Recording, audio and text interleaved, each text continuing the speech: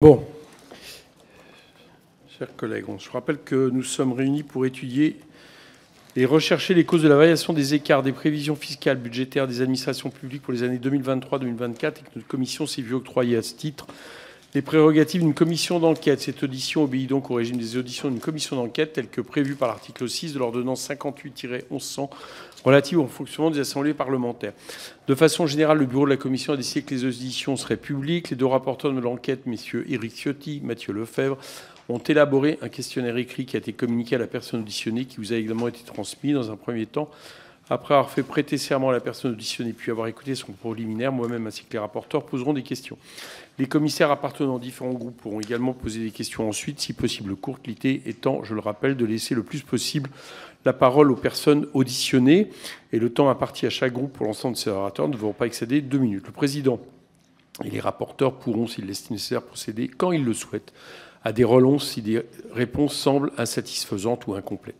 Je rappelle que notre audition est retransmise en direct sur le site de l'Assemblée nationale. L'enregistrement audiovisuel sera ensuite disponible à la demande. Monsieur Jean-Luc Tavernier, vous êtes directeur général de l'INSEE. Je vais donc vous demander de prêter serment, de dire la vérité, toute la vérité, rien que la vérité. Monsieur Tavernier, je vous invite à lever la main et à dire « je le jure ». Je vous remercie, monsieur Tavernier, et je vous donne la parole pour ce propos liminaire. Merci, monsieur le président. Donc, vous m'avez envoyé un certain nombre de questions. Je pensais, dans mon propos liminaire, vous indiquer essentiellement quel était le rôle de l'INSEE et quel il n'était pas dans cette affaire. Et puis après, je répondrai à vos questions, peut-être. Mais je commence, je crois, par ça, pour essayer de planter le décor. Donc, il faut bien distinguer le rôle de l'INSEE dans ce qui concerne les prévisions et dans l'établissement de la comptabilité nationale a posteriori. Donc en matière de prévision, que les choses soient claires, l'INSEE ne participe absolument pas à l'élaboration des prévisions du gouvernement. Pas du tout.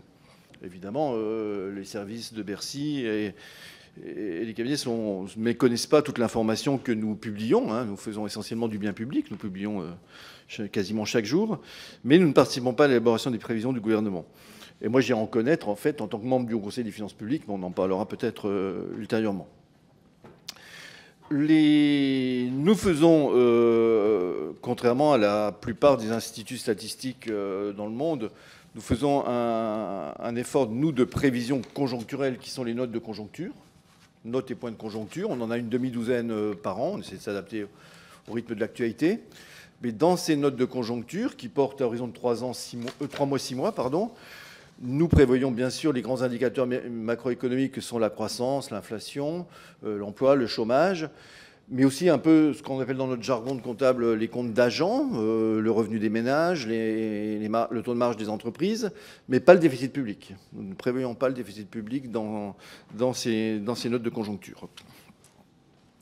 Alors en fait, le rôle principal de l'INSEE, il est en matière d'établissement des comptes, puisque c'est l'INSEE qui établit les comptes a posteriori, et c'est moi qui suis, au regard des règlements européens, garant de la qualité de la comptabilité nationale, des comptes publics comme de l'ensemble de la comptabilité nationale, et puisque ça couvre aussi bien, encore une fois, croissance, les comptes des ménages et des entreprises, que les comptes des administrations publiques.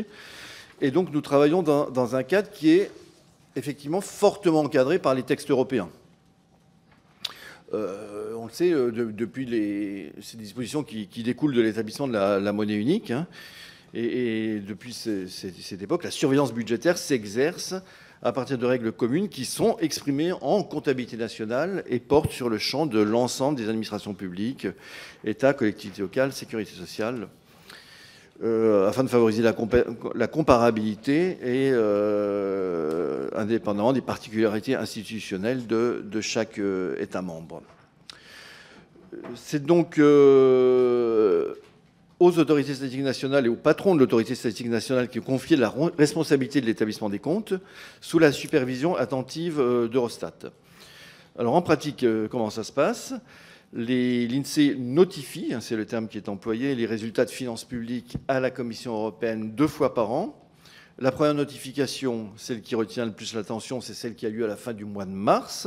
L'année dernière, c'était le 26 mars. Cette année, c'est depuis un certain étant inscrit sur le site de l'INSEE, ça sera le 27 mars, que donc je signerai la notification des comptes 2024 à la Commission européenne.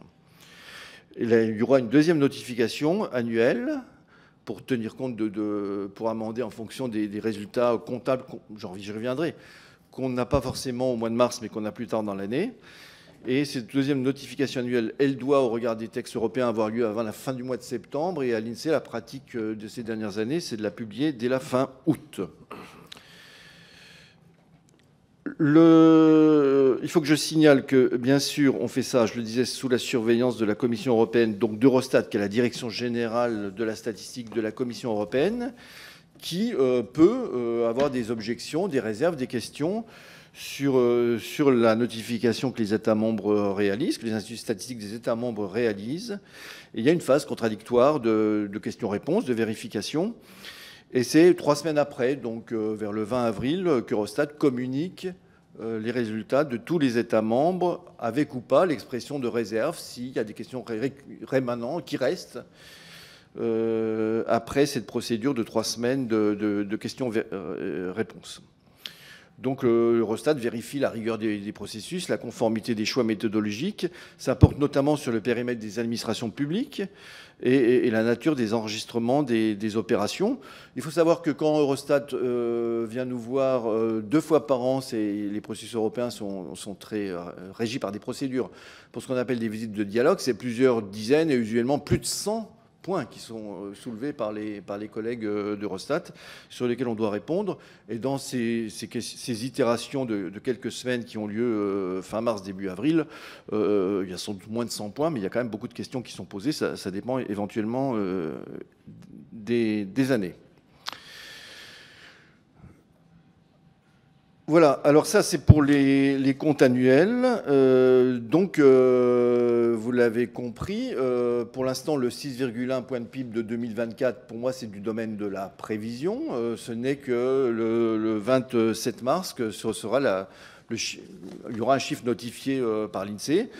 Je n'ai pas l'impression, mais encore une fois ce n'est qu'une impression à ce stade, que le chiffre sera très éloigné de ce 6,1.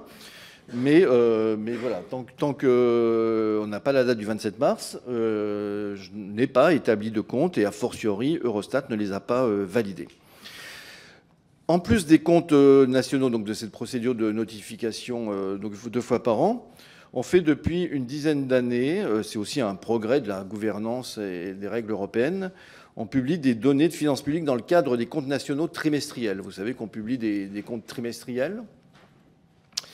On en publie 2 fois par trimestre, c'est-à-dire qu'à 1 mois après la fin du trimestre, on publie les premiers résultats des comptes trimestriels, la première estimation de la croissance, avec pas mal déjà d'agrégats, mais pas de compte d'agents. Et 2 mois après la fin du trimestre, on publie une révision éventuelle de la première estimation, d'1 mois avant, et on y ajoute des comptes d'agents, revenus des ménages, comptes des entreprises, et, depuis donc une dizaine d'années, une estimation du déficit public au cours du trimestre sous revue.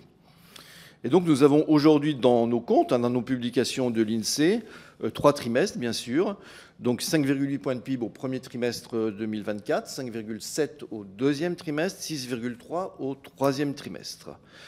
Mais il faut évidemment que je tout de suite vous prévienne qu'il nous arrive que les comptes annuels s'écartent des estimations des 3 premiers trimestres, parce que quand on fait des estimations trimestrielles, on a évidemment beaucoup moins d'informations, et notamment beaucoup moins de remontées comptables que quand on fait les comptes annuels fin mars. Je peux vous donner quelques chiffres, hein. Dans les comptes annuels, on doit agréger les comptes de 69 000 entités publiques, dont les 2 tiers dans le champ des administrations publiques locales, c'est-à-dire non seulement les communes, etc., mais les régies, les agences, etc., etc. Et au moment où on établit les comptes fin mars, dans la première notification, il nous en manque 10 000, évidemment, pas les plus importantes, hein, mais il en manque une partie. Qu'est-ce qui manque quand on fait la notification de mars d'important? Il manque pour l'instant les comptes de l'Agirc Arco qui arrivent après la fin mars, mais même si on a une estimation qui en général pas trop d'incertitudes.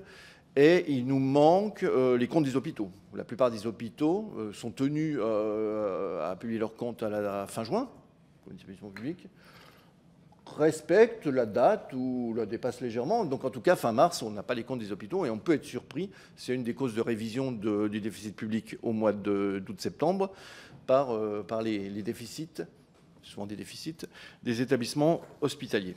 Mais quand on a les comptes trimestriels, on a beaucoup moins d'informations. Donc on considère en gros qu'au moment de la notification de mars, on a 92% des flux. Comme je vous dis, il manque Agir Carco qu'on estime, et puis hôpitaux et des choses comme ça.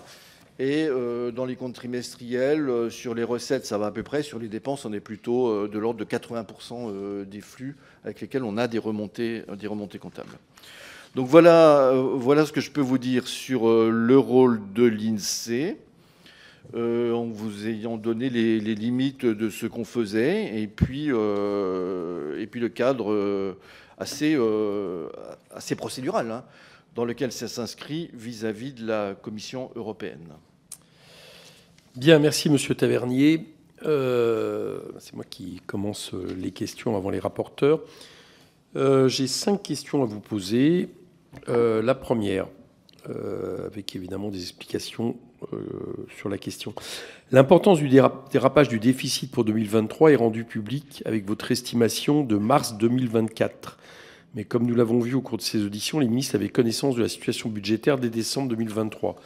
Je voudrais donc savoir à quel moment vous étiez en mesure de voir cette situation dégradée, à partir de quel moment considérez-vous que les signaux étaient suffisamment forts pour comprendre que l'écart entre les prévisions et les recettes allait être important. J'en ai 5, mais je vous propose de répondre au fur et à mesure à chacune des questions. Comme ça permettra de ne pas les oublier. Alors, merci Monsieur le Président. Ça va me permettre de signaler, je ne sais pas si ça faisait l'objet d'une question ultérieure, mais qu'il peut arriver aussi qu'on révise les standards, hein, dans les comptes nationaux. Et je vous l'ai dit, Eurostat regarde scrupuleusement ce qui doit relever du champ des administrations publiques, ce qui ne doit pas être dans le champ des administrations publiques. On a été amené, par exemple, à intégrer Réseau Ferré de France dans le champ des administrations publiques il y a plusieurs années. Et par ailleurs, il arrive que tous les 5 ou 10 ans, on change de base sur les comptes nationaux, on modifie un certain nombre de sources, de méthodes, etc. En 2024, il y a eu la publication des résultats dans une nouvelle base, et avec un certain nombre de changements, amélioration de l'enregistrement de certaines opérations en droit constaté, et surtout, au titre du périmètre des administrations publiques, la sortie. Souvent, on rentre des choses dans les administrations publiques. Là, on a sorti quelque chose. C'est le RAFP, le régime, je ne sais plus quel est le A, additionnel de la fonction publique, qui a été considéré d'un commun accord entre nous et Eurostat comme étant un fonds de pension et à sortir des administrations publiques. Comme le RAFP est un régime plutôt en train de maturer en capitalisation, il a plus de rentrées de recettes que de sorties. Il avait donc une contribution positive à un excédent de financement qui, du coup, a disparu. Et vous savez que, globalement, tous ces changements méthodologiques, ils sont responsables de à peu près 0,14 points de PIB, je crois, précisément 4 milliards, dans la publication de déficit en plus, hein, dans la publication en nouvelle base, donc des chiffres dont vous avez parlé, Monsieur le Président, en mars 2024. Écoutez, moi je comprends que sur 2024, une des principales, sinon la principale surprise qu'on a eue, elle vient de l'impôt sur les sociétés et de ce fameux 5e acompte d'impôt sur les sociétés qui, depuis qu'il existe, une vingtaine d'années, n'existait pas précédemment, avec, je ne sais plus quelles sont exactement les dates de paiement, mais c'est fin décembre, hein, c'est vraiment, vraiment à toute fin de l'année, introduisent une incertitude structurelle jusqu'au dernier jour de l'exécution budgétaire sur les recettes. Et on a eu sur l'impôt, sur le 5e acompte d'impôt sur les sociétés payé en décembre 2023, des surprises très négatives, en effet. Donc ça, c'est pas l'INSEE qui les observe au premier chef, c'est bien sûr, ils arrivent d'abord dans la situation budgétaire hebdomadaire et mensuelle, et nous, on les a intégrés qu'au mois de mars dans l'établissement des comptes nationaux. Donc c'était pas avant, quoi. Non, non. Okay. Pour la principale surprise qui est l'IS, de toute façon, elle était... enfin, on y reviendra sans doute, mais Elle n'est toujours pas parfaitement expliquée. Elle était imprévisible, oui. D'accord.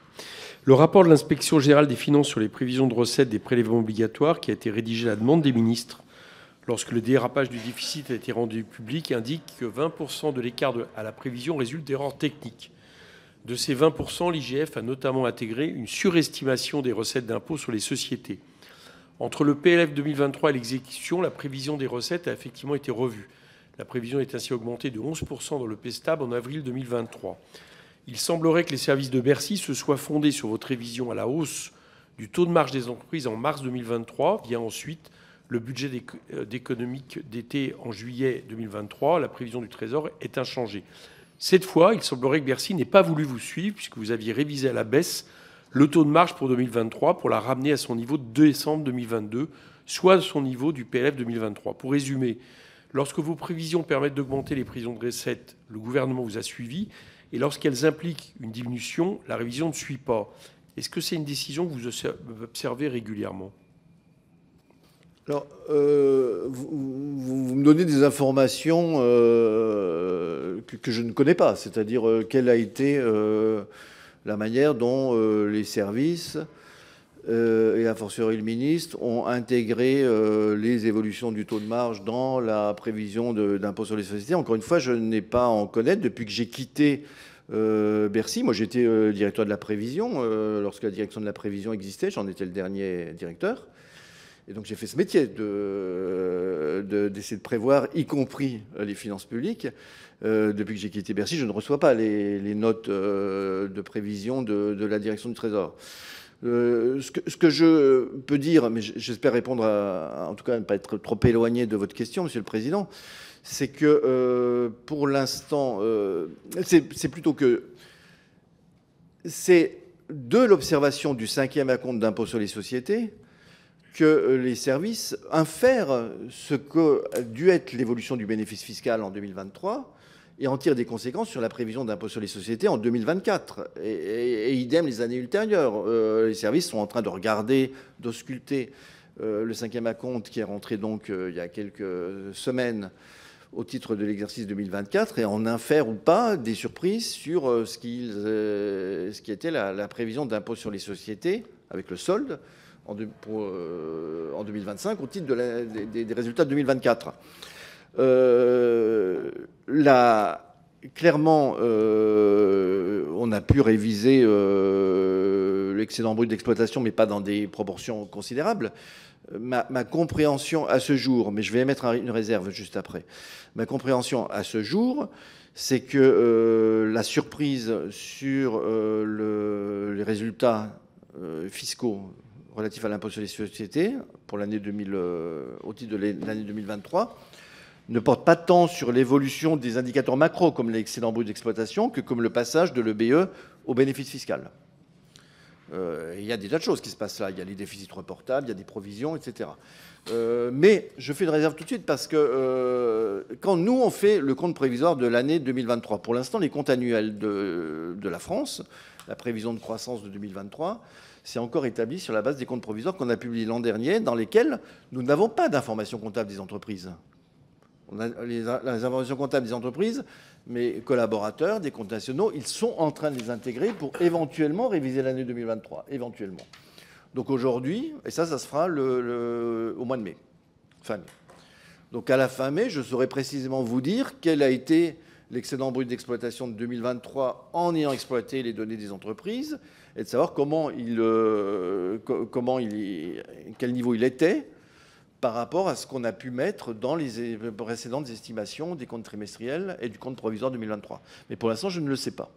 Je sais simplement que le bénéfice fiscal 2023 a été visiblement décevant et mon intuition est plutôt que c'est lié à des opérations qui sont en aval de l'excédent brut d'exploitation, du passage de l'excédent brut d'exploitation au bénéfice fiscal, mais je suis plutôt pour l'instant dans le domaine de l'intuition en attendant la fin du mois de mai. Bon.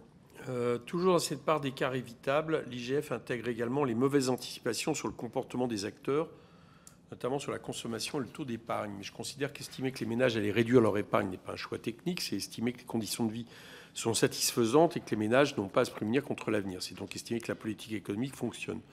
Pourtant, avec un contexte inflationniste et la baisse de salaire réel, ces comportements attendus étaient peu probables. Si le revenu disponible brut augmente en 2023, c'est seulement parce qu'il est tiré par les revenus du patrimoine. Vos études de l'INSEE l'ont, de ce point de vue-là, montré. Or, ces revenus sont plutôt épargnés que consommés. Ne pouvons donc pas conclure que le gouvernement n'a pas, là encore, pris en compte vos études que nous avons pu, y compris, étudier ici même en commission.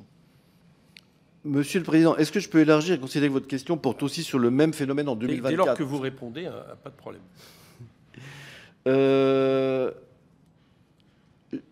En 2000, c'est surtout en 2024. C'est surtout en 2024 que on le sait, la même croissance. On verra encore ce qu'il en sera, mais pour l'instant, l'estimation de 1,1% en moyenne annuelle pour 2024, mais avec une composition de la croissance dont on a noté qu'elle était très différente de celle qui était attendue, moins de consommation. Et un peu plus d'exportation et plus de dépenses publiques, bien sûr. Et donc, ça a des conséquences, bien sûr, sur les finances publiques, puisque ça signifie moins de recettes de fiscalité indirecte et notamment moins de TVA. Il y a aussi un effet inflation, on aura peut-être l'occasion d'en parler. Il n'y a pas qu'un effet volume, il y a aussi un effet inflation.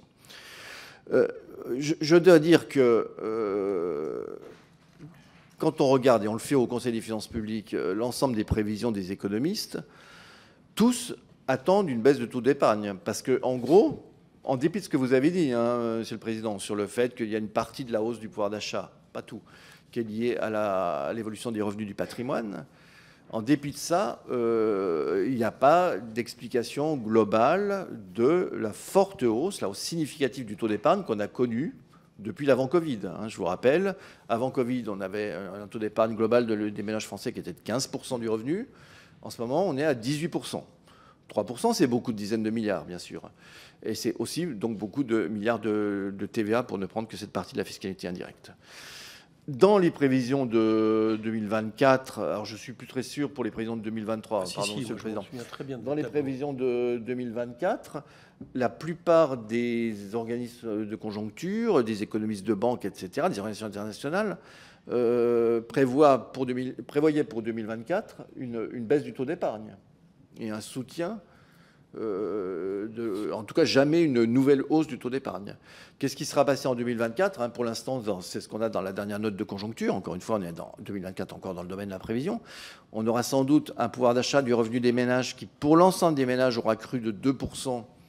Et ces 2% ne sont pas intégralement dus au revenu d'épargne et du patrimoine. Tous les retraités, cette année, dites-moi si vous me contredites, tous les retraités ont vu cette année l'augmentation de leur pouvoir d'achat, du revenu, de leur retraite. Donc la hausse du pouvoir d'achat du revenu des ménages en 2024 n'est pas intégralement liée au revenu du patrimoine. Les revenus du patrimoine ont été plus dynamiques que la moyenne, mais elle n'est pas intégralement liée au revenu du patrimoine.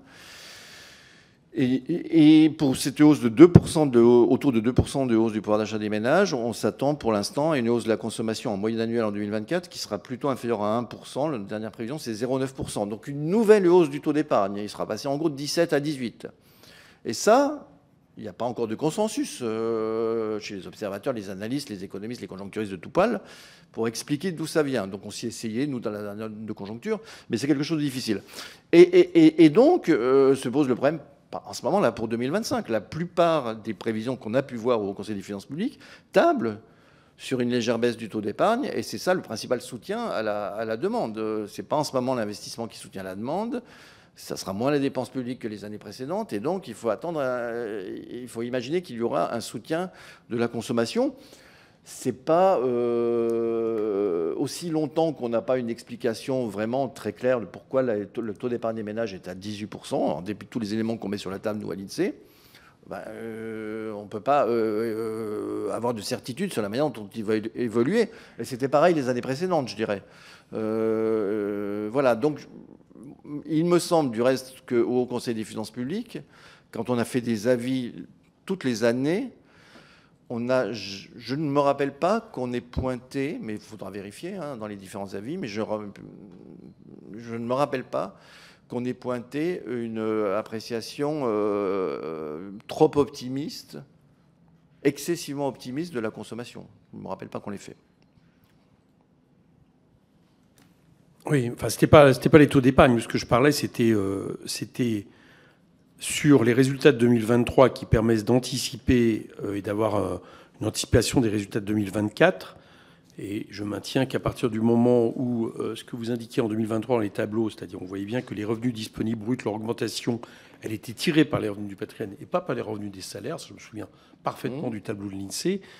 Inévitablement, ça induit quelque chose en termes d'inquiétude pour l'avenir. Et donc, les revenus qui le peuvent, en termes justement de requérir à l'épargne plutôt qu'au fait de finalement consommer les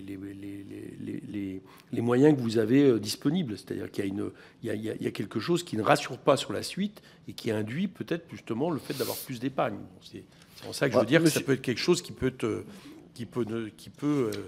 au moins permettre d'alarmer, quoi. Et vous me dites que non. Moi, si je peux rebondir, Monsieur le Président, les théories, enfin, vous savez, j'en ai écrit des milliers de pages, sans doute, sur les arbitrages consommation-épargne. Mais lorsqu'on est tendu au niveau du revenu et qu'on a son pouvoir d'achat qui baisse, on a plutôt tendance à lisser et à baisser son taux d'épargne. Est-ce que la baisse des revenus n'emporte pas les mêmes conséquences, en tout cas à 100%, sur la baisse de la consommation ? Or, là, c'est très difficile de savoir exactement quelle est la consommation, l'évolution de la consommation des ménages selon qu'ils avaient plutôt tel type de revenu ou tel autre. Mais ce qu'on observe globalement, c'est quand même une hausse du taux d'épargne dans un contexte où le ressenti de la population est un ressenti de pouvoir d'achat faible. Donc ce n'est pas quelque chose qui est complètement intuitif. Et c'est pour ça que ce n'était pas attendu par l'ensemble des conjoncturistes. Alors il y a d'autres facteurs qui jouent sur l'arbitrage consommation-épargne. Il y a la composition du revenu, vous l'avez dit. Il y a éventuellement la peur dans l'évolution du marché de l'emploi. Mais on était en 2023 dans une période où le marché de l'emploi était plutôt bien orienté. Il peut y avoir ce qu'on appelle le comportement ricardien, pour être pédant, ce qui est le fait d'avoir peur des déficits publics et de se dire les déficits publics actuels peuvent laisser prévoir une hausse des impôts et on épargne dans cette perspective quand on a les moyens de le faire. Donc il y a beaucoup de facteurs qui peuvent jouer. Très objectivement, moi, je vous interrogerai d'autres, peut-être qui auront une science supérieure à la mienne, mais nous, aujourd'hui, à l'INSEE, nous n'avons pas, et encore une fois, on a consacré un éclairage de la note de conjoncture de décembre à l'élévation du taux d'épargne en France et dans les autres pays, puisqu'on a eu quelque chose de similaire à peu près en Allemagne notamment. On n'a pas encore explication globale de l'élévation du taux d'épargne. Et d'ailleurs, on l'a dit, il peut aussi y avoir des comportements de sobriété, encore une fois pour ceux qui en ont les moyens. On retarde le renouvellement du remplacement de son véhicule, etc. Donc moi, je suis assez modeste là pour le coup sur l'évolution du taux d'épargne. Okay. Et ce que je constate pour l'avenir, c'est que la plupart des prévisions, là encore constaté au Conseil des finances publiques lorsqu'on a fait notre avis en septembre, tablent sur le fait que ce taux d'épargne a des marges à la baisse et qu'il devrait baisser pour soutenir la demande dans la période qui vient. C'est peut-être du wishful thinking, mais c'est ce que font la plupart des conjoncturistes. Ok. Dernière question sur le rapport de l'IGF. L'écart s'explique aussi par une surestimation de la masse salariale, alors que le gouvernement prévoyait une augmentation de la masse salariale de 6,1% pour 2023 dans le PSTAB 2023 et même de 6,5% dans le PLF 2024. Elle n'a finalement augmenté que de 5,3%. De votre côté, vous estimiez sa croissance à 5,7% dès l'été 2023. Selon l'IGF, cette différence entre les prévisions s'expliquerait par une différence méthodologique. Votre prévision semble à l'évidence plus fiable. Pourriez-vous donc nous indiquer quelles sont ces différences méthodologiques ?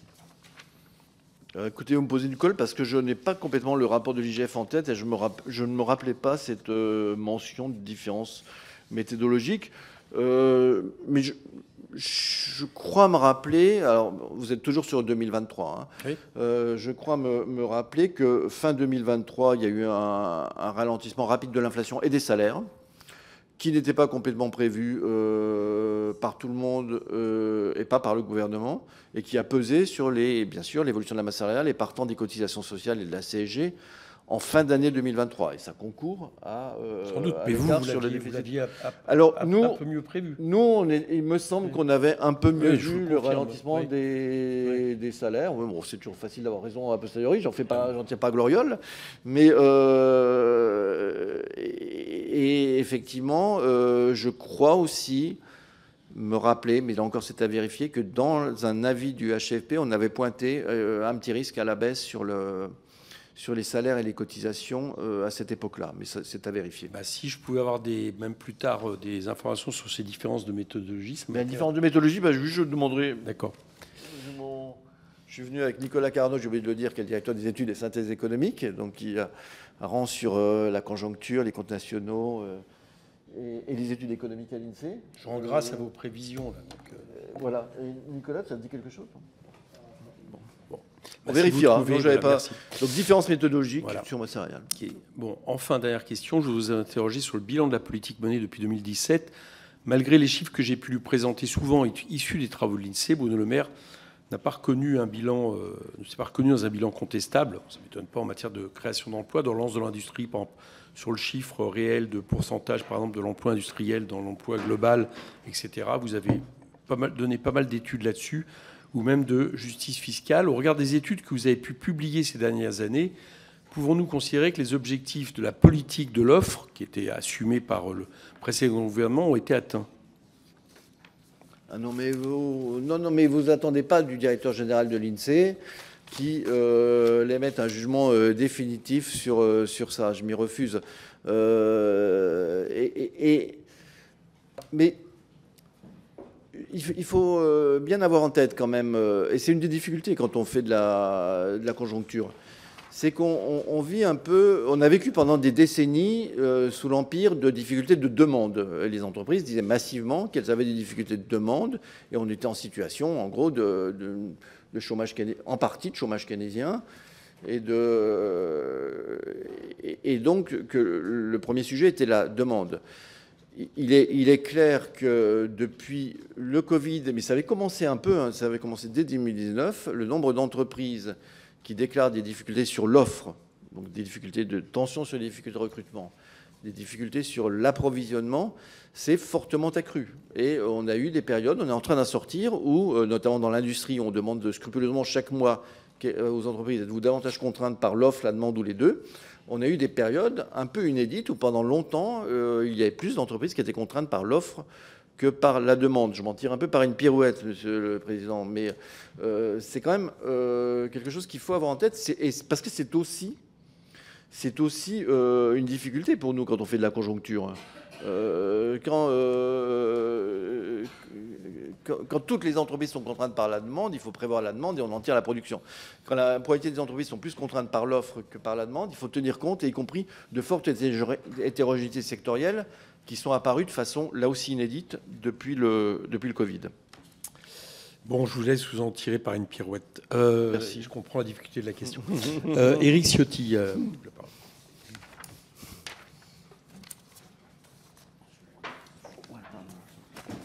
Merci, Monsieur le Président, Monsieur le Directeur général.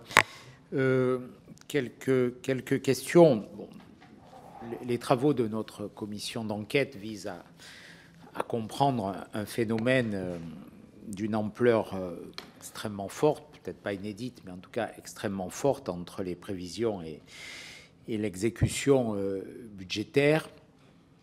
J'ai bien entendu naturellement la définition des missions de l'INSEE que vous avez rappelé, mais pour vous, cet écart qui, en montant, peut s'évaluer à une différence de près autour de 50 milliards d'euros, ce qui est considérable. Il y a trois familles de réponses. Il y a une mauvaise prévision politique, en tout cas, la construction d'un budget qui ne tenait pas compte des alertes, des notes. Il y en a eu, ça c'était le fruit des auditions précédentes, donc c'est un choix politique qui ne relève pas de vous. Il y a potentiellement des erreurs dans les modèles de prévision qui pourraient être obsolètes, qu'il conviendrait, c'est aussi un peu une sous-question de changer, de modifier. Donc, globalement, cet écart, est-ce qu'il est dû à des facteurs conjoncturels totalement imprévisibles, immaîtrisables? Sur les recettes, vous avez évoqué ces pistes. Est-ce qu'il est dû à des erreurs statistiques ou est-ce qu'il est dû à des fautes politiques? Excusez-moi. Bien. Alors, donc là, on est sur 2024, monsieur le rapporteur, et donc 50 milliards, c'est l'écart à peu près entre les 4,4 points de PIB du projet de loi de finances 2014 et l'estimation actuelle 2024, merci, et 6,1 points de PIB, qui est l'estimation actuelle du déficit public faite à Bercy, en attendant donc qu'on les notifie fin mars. Donc c'est à peu près 50 milliards. Sur ces 50 milliards, on isole les 4 milliards qui sont dus au changement de base de la comptabilité nationale dont j'ai parlé précédemment. Moi, ma compréhension, encore une fois, je suis moins à même de le faire que le directeur du Trésor qui l'a fait lorsque vous l'avez auditionné, puisqu'il s'agit de prévisions, de comparer des prévisions, prévision à prévision, que je n'ai pas élaborées et dont je ne suis pas partie. Mais ma compréhension, c'est que il y a eu une petite économie globalement sur les dépenses de l'État, à hauteur de 4 milliards d'euros, et que les autres termes de l'équation sont tous plutôt en surprise négative. Donc il y a eu un peu plus de dépenses des administrations de sécurité sociale, UNEDIC et ONDAM, pas dans des proportions considérables. Il y a eu beaucoup plus, semble-t-il, de dépenses des collectivités locales. Il y a eu, ça c'est pour les dépenses, et côté recettes, il y a un peu moins de tout. IS, TVA, IR, même un peu moins de cotisations sociales que ce qui était prévu. Donc, on a, premier point, on a donc cette conjonction assez défavorable parce qu'il n'y a pas de raison que les surprises soient reliées, soient corrélées entre elles. Et donc, manque de chance, je dirais, la plupart, à part sur les dépenses de l'État, tombent du mauvais côté. Ça n'arrive pas tous les jours. Deuxièmement, je pense important de signaler que beaucoup de ces écarts sont, parce que j'ai fait ce métier, et il n'est pas facile, dans des proportions habituelles en termes d'amplitude. Il y en a 3 qui se détachent.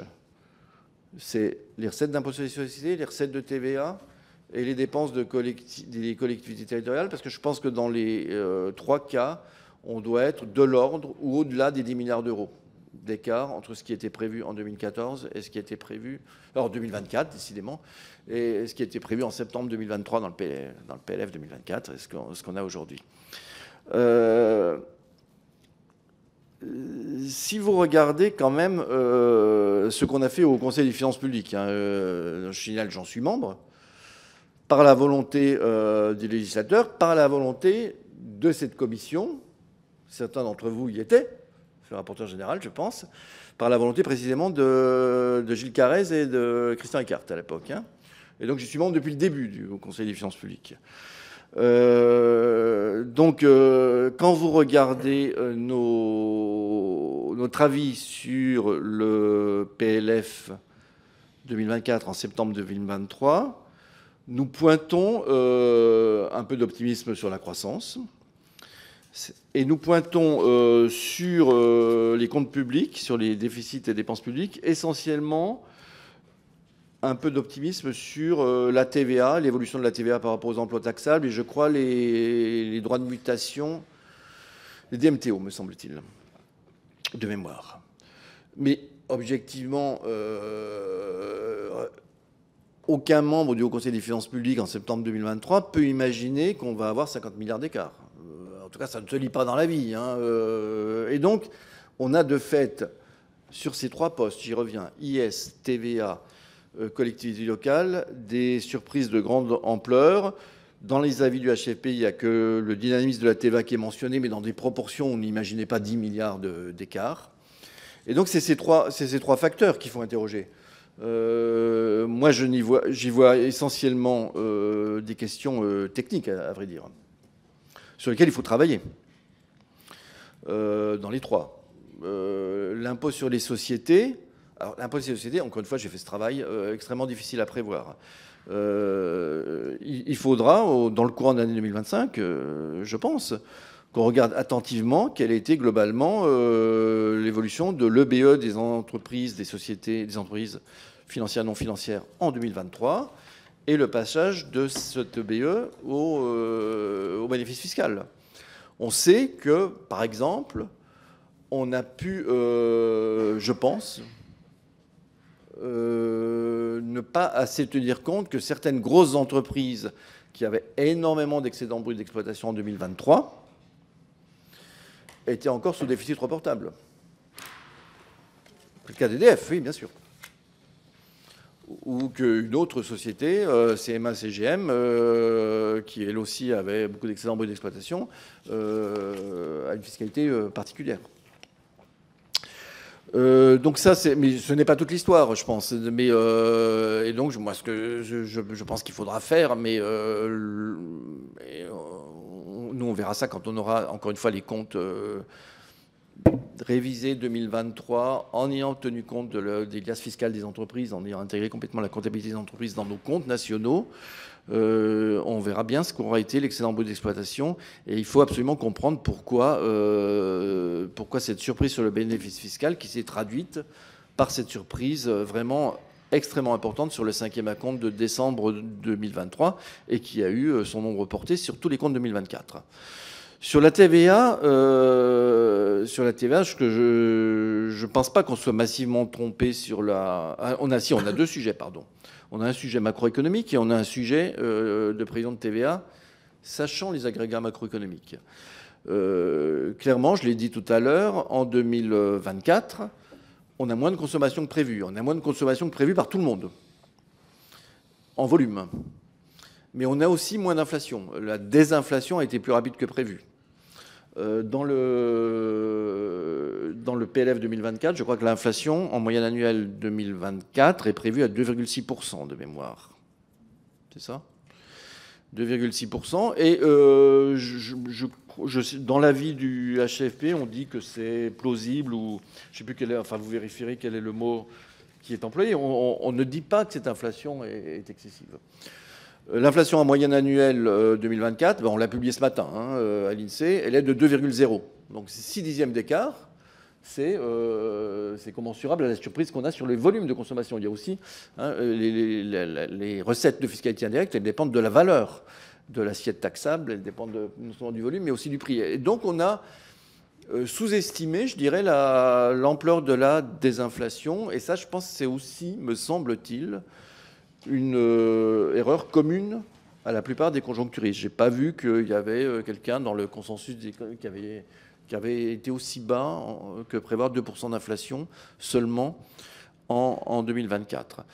Ça, donc il y a une partie de la TVA qui est liée donc à une erreur voilà, de prévision à la fois du volume de la croissance et de l'inflation en 2024 qui est partagé quand même, me semble-t-il, par la plupart des économistes. Et puis, il y a sur la TVA un autre facteur qui est sans doute qu'on a moins de TVA que l'évolution des emplois taxables. Et ça, c'est les mouvements de restitution de crédit, etc., sur lesquels je ne saurais pas vous en dire plus, mais je vois bien qu'il y a un sujet. Troisième sujet, les collectivités locales et les dépenses des collectivités locales, qui sont une surprise. Alors, encore une fois, on verra si c'est confirmé dans les comptes annuels tels qu'on les publiera dans maintenant 2 mois et demi. Mais si c'est confirmé, on a une dépense de l'investissement des collectivités locales qui est un peu élevée. Et ça, c'est la question du cycle électoral des communes. Ça arrive peut-être un peu plus tôt que ce qu'on imaginait par rapport aux mandats, aux échéances des mandats municipaux actuels.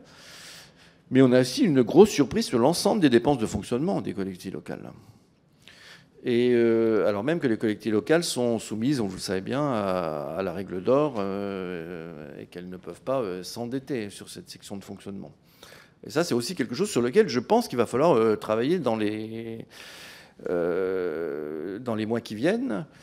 Mais donc j'ai essayé de répondre sur, je pense, plutôt des erreurs de prévision qui malheureusement sont pour la plupart tombées du mauvais côté. Deuxièmement, quand même des erreurs particulièrement importantes sur 3 postes IS-TVA, collectivité territoriale. Et là-dedans, j'y vois plutôt des problèmes techniques que des problèmes politiques. Mais je ne suis pas dans le secret des arbitrages qui ont eu lieu à Bercy sur l'ensemble des arbitrages du PLF 2024.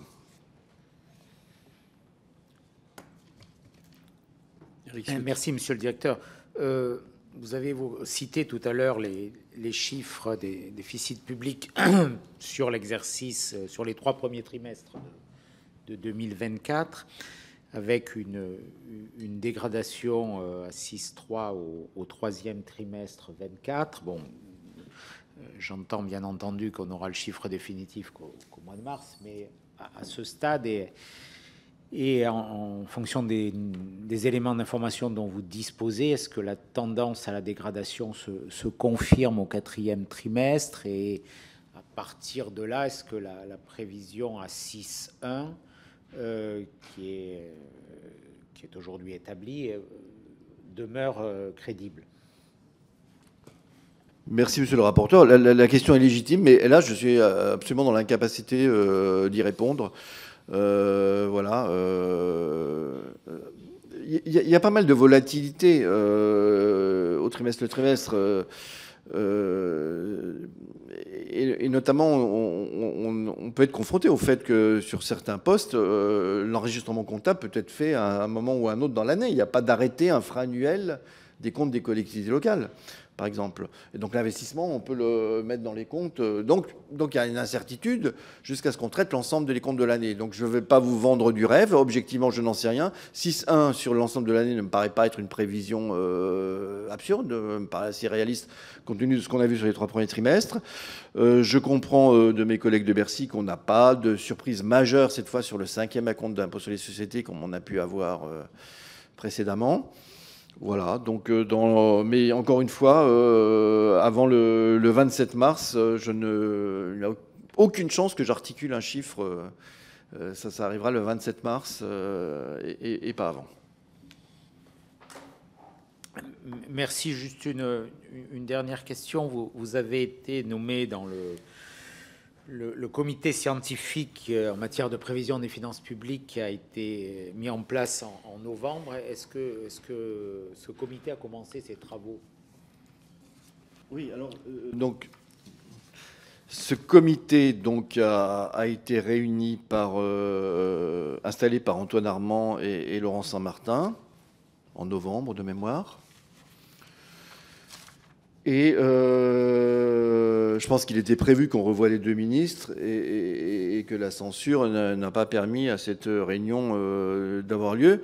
Dans mon esprit, ce n'est pas un comité permanent. Enfin, après, les nouveaux ministres peuvent décider ce qu'ils veulent. Mais je pense qu'ils vont nous réunir à nouveau dans les jours ou les semaines qui viennent. Et il y a eu des travaux, effectivement, où on a pu échanger avec les services de Bercy, notamment la direction du Trésor, mais également la direction générale des finances publiques, la direction du budget. Il y a eu 4 réunions. Compte tenu de mon agenda, j'ai pu être présent qu'à 2 d'entre elles. Et je pense que le comité, sans doute, si les ministres nous réunissent à nouveau, hein, ça leur appartient, aura à cœur de faire des suggestions. En tout cas, on s'y prépare hein, pour avoir des suggestions qui viendront avec celles de l'inspection des finances, qui viendront aussi avec celles auxquelles la direction du Trésor peut penser que Bertrand Duhon vous a, je pense, déjà présenté. Mathieu Lefèvre. Merci, Monsieur le Président. Monsieur le Directeur Général, une question assez globale pour commencer. Est-ce que vous considérez que les niveaux d'inflation qu'on a connus et de désinflation, vous l'avez évoqué, ont pu perturber considérablement les modèles de prévision qui étaient les nôtres?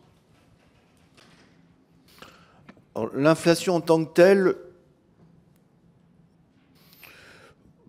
bien sûr, enfin, je vais répondre plus généralement. Vous avez bien noté que depuis plusieurs années, nous sommes soumis à des chocs qui sont, pour l'essentiel, exogènes au fonctionnement normal de l'économie. On a eu la crise sanitaire et on a eu l'invasion en Ukraine et les conséquences inflationnistes que ça a provoquées, même s'il y avait un petit bout d'inflation avant.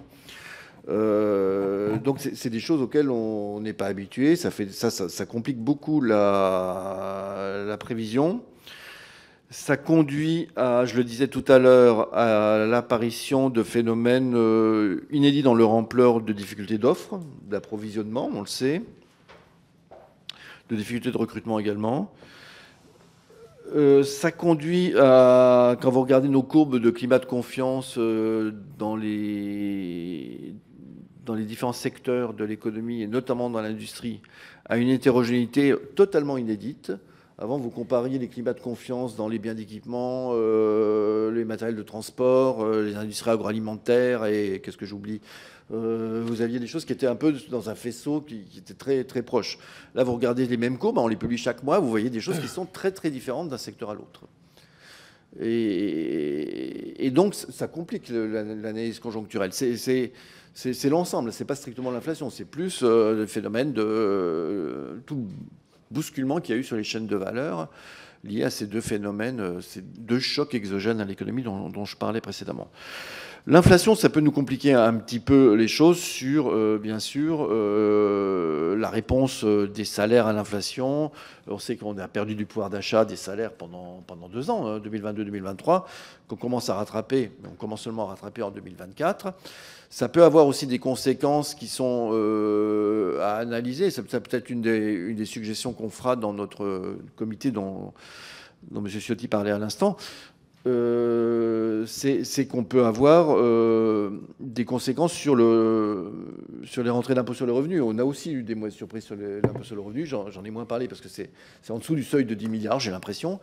Mais on sait que l'indexation du barème dans des situations où il y a certains revenus qui ont été plus rapides que l'inflation, mais d'autres pas, peut avoir des conséquences qu'on n'a pas complètement maîtrisées, parce que c'est un peu un phénomène nouveau. Donc ça, c'est possible.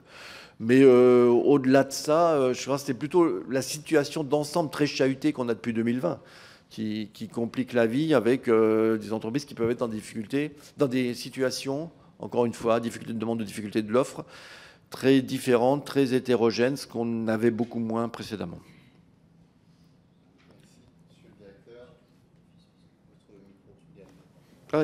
Je vous en prie.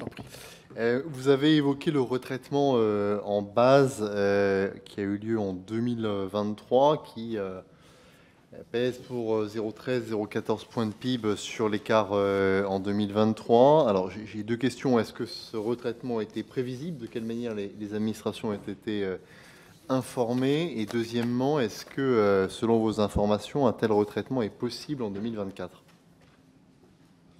Alors, maintenant, au titre de l'année 2024, oui. Oui. Alors, en mars dernier, lorsqu'on a établi les comptes de 2023, on a cet événement un peu exceptionnel qui n'arrive pas tous les ans, Dieu merci, qui est un changement de base. Donc, c'est une année où on modifie potentiellement pas mal de choses. Donc on a effectivement sorti les RAF du champ des administrations publiques en accord avec Eurostat. On a également, ça participe aussi, les RAF c'est 2,6 milliards, on a 4 milliards en tout, il y a plusieurs lignes qui ne sont pas toutes d'ailleurs dans le même sens, mais on a aussi amélioré l'enregistrement de certaines opérations en droit constaté. Donc c'est quelque chose qui est un progrès comptable, c'est le rapporteur général, mais qui introduit aussi des écarts. Bon, ça n'a pas eu vocation à se reproduire cette année. Après, dans nos discussions avec Eurostat, il peut toujours y avoir à tout moment une interrogation d'Eurostat sur une entité qui est dans le champ des administrations publiques qui ne devrait plus y être, ou qui n'y est pas, et qui devrait y rentrer en nous disant est-ce que vous avez bien fait le test de savoir si cette entité-là est ou pas dans le...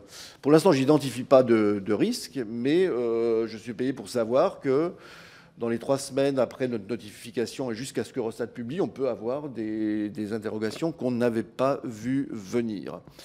Pour ce qui concerne le changement, le fait que les RAF avaient vocation, si Eurostat en était d'accord, à sortir du champ des administrations publiques, quelque chose qu'on a dû communiquer à nos camarades à la fin de l'année 2023, Nicolas. voilà, je crois, il me semble, sans qu'on en ait fait le chiffrage, me semble-t-il, sans qu'on ait communiqué le chiffrage. Et nous, ce qu'on essaye de faire quand il y a ces questions de changement de base, c'est ce que j'ai voulu, la pratique qu'on instaure à l'INSEE depuis que je suis là, c'est qu'on ne prend pas les usagers à froid, c'est-à-dire qu'on a fait un communiqué de presse, mais très qualitatif, au mois de janvier, il y a un an, pour dire, dans 2 mois, on sort les comptes en nouvelle base, et il y a des évolutions qui vont avoir lieu, et on mentionnait la sortie de l'ERAF. Mais c'était qualitatif, on ne donnait pas de chiffres. Mais l'idée, c'est bien de prévenir à froid qualitativement, et après, on a les comptes qui sortent. Donc c'est quelque chose qu'on essaie de faire. Donc là, on n'a pas fait de communiqué de presse de ce type ce mois-ci, c'est rien de prévu, parce qu'il n'y a rien, à ma connaissance, dans les tuyaux qui soit d'une ampleur similaire et qui conduirait à une surprise de ce type, mais je fais la réserve d'usage que c'est leur boulot, hein. Les collègues d'Eurostat peuvent, jusqu'à ce qu'ils publient eux-mêmes, donc vers le 20 avril, nous poser des questions dont certaines qu'on pourrait ne pas avoir vu venir. Merci beaucoup. Alors, moi, je pense que ce serait utile, alors c'est peut-être public, monsieur le directeur, mais si vous aviez la décomposition de ces 4 milliards d'euros, parce que je ne suis pas certain de l'avoir vu passer des mouvements en sens inverse que vous évoquez, peut-être pas tout de suite, hein, mais je pense que pour la commission, on documente quand même 4 milliards d'euros sur les 50 qui nous intéressent. Vous avez évoqué l'impôt sur les sociétés. Est-ce que, selon vous, il y a des modalités de recouvrement ou bien des modalités déclaratives qui mériteraient d'être améliorées pour que le processus de prévision soit moins perturbé et moins aléatoire en fin d'année?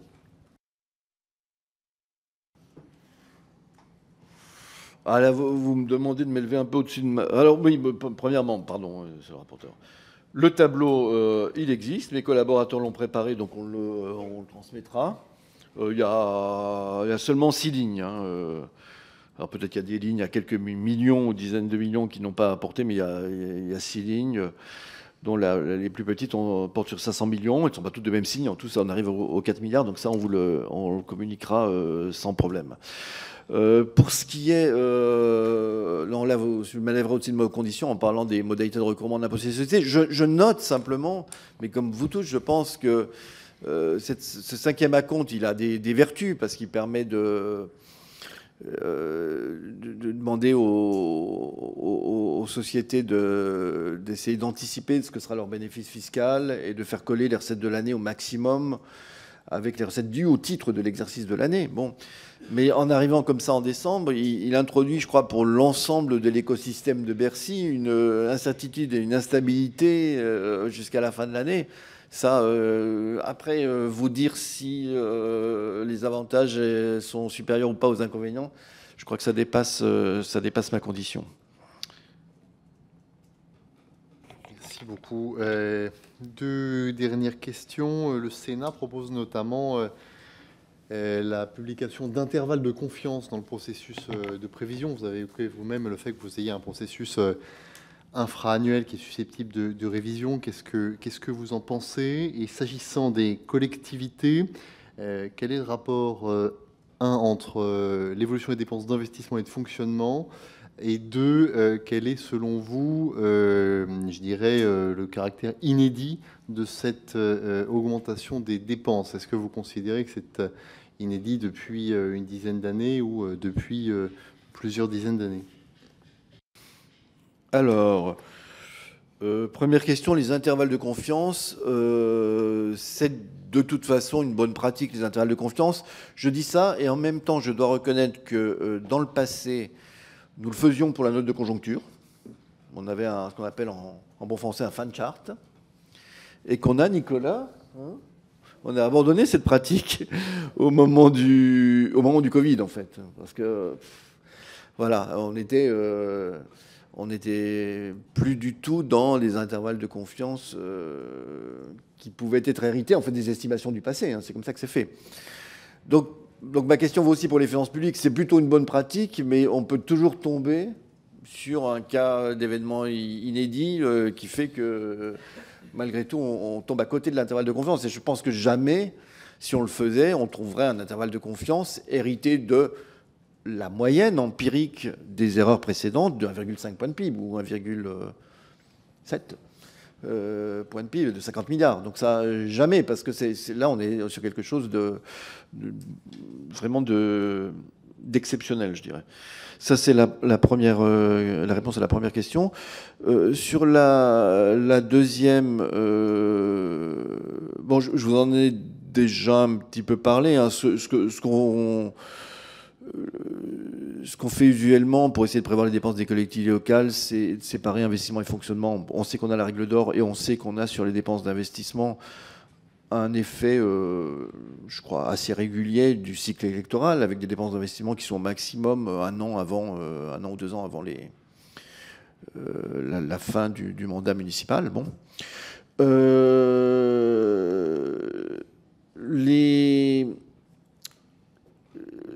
À ma connaissance, mais je n'ai pas vérifié, mais je n'ai pas de souvenir, et je un peu de bouteille, hein, si on est au-dessus de 10 milliards de dépenses sur les collectivités locales, de surprise, je n'ai pas de mémoire de surprise aussi forte. Évidemment, il faut dire aussi qu'il y avait un côté volontariste dans l'évolution des dépenses des collectivités locales prévues, avec l'idée qu'il pouvait y avoir des mécanismes de régulation, la suite des contrats de Cahors ou que sais-je, et que de fait, il n'y a pas eu. Bon. Donc il y avait une prévision qui était sans doute un peu volontariste, mais il y a un écart de prévision et peut-être même une dynamique des dépenses de fonctionnement en euros constants qui sont peut-être, on verra à la fin quand on aura les comptes 2023, qui sont peut-être assez inédits.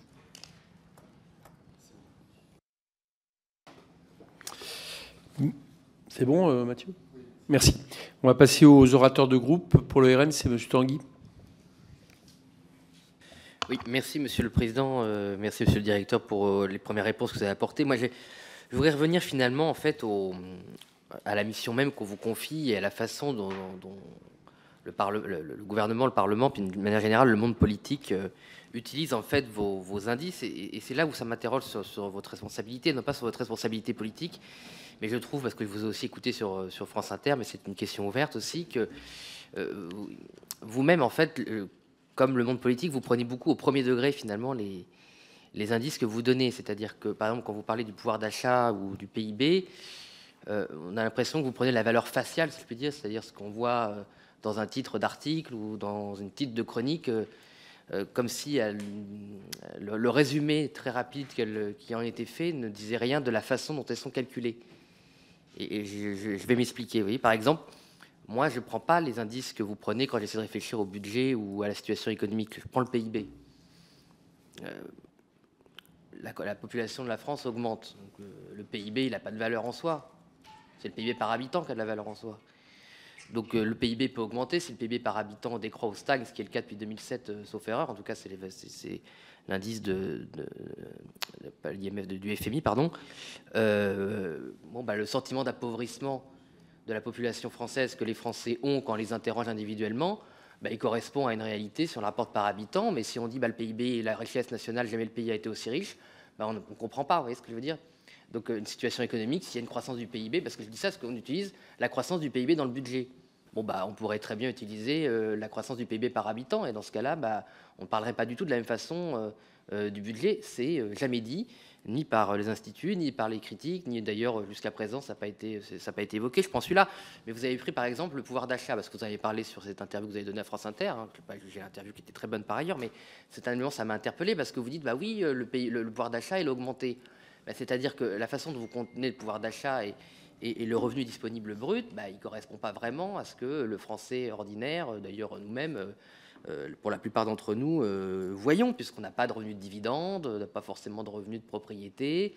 Donc le pouvoir d'achat pour 80, enfin je n'ai pas les chiffres, mais vous les avez mieux que moi, peut-être vous le direz d'ailleurs, pour une part en tout cas considérable, majoritaire des gens, c'est leur salaire face à l'inflation, avec les transferts sociaux, ou leur pension de retraite et les autres transferts sociaux, point. Enfin, et puis les impôts, évidemment.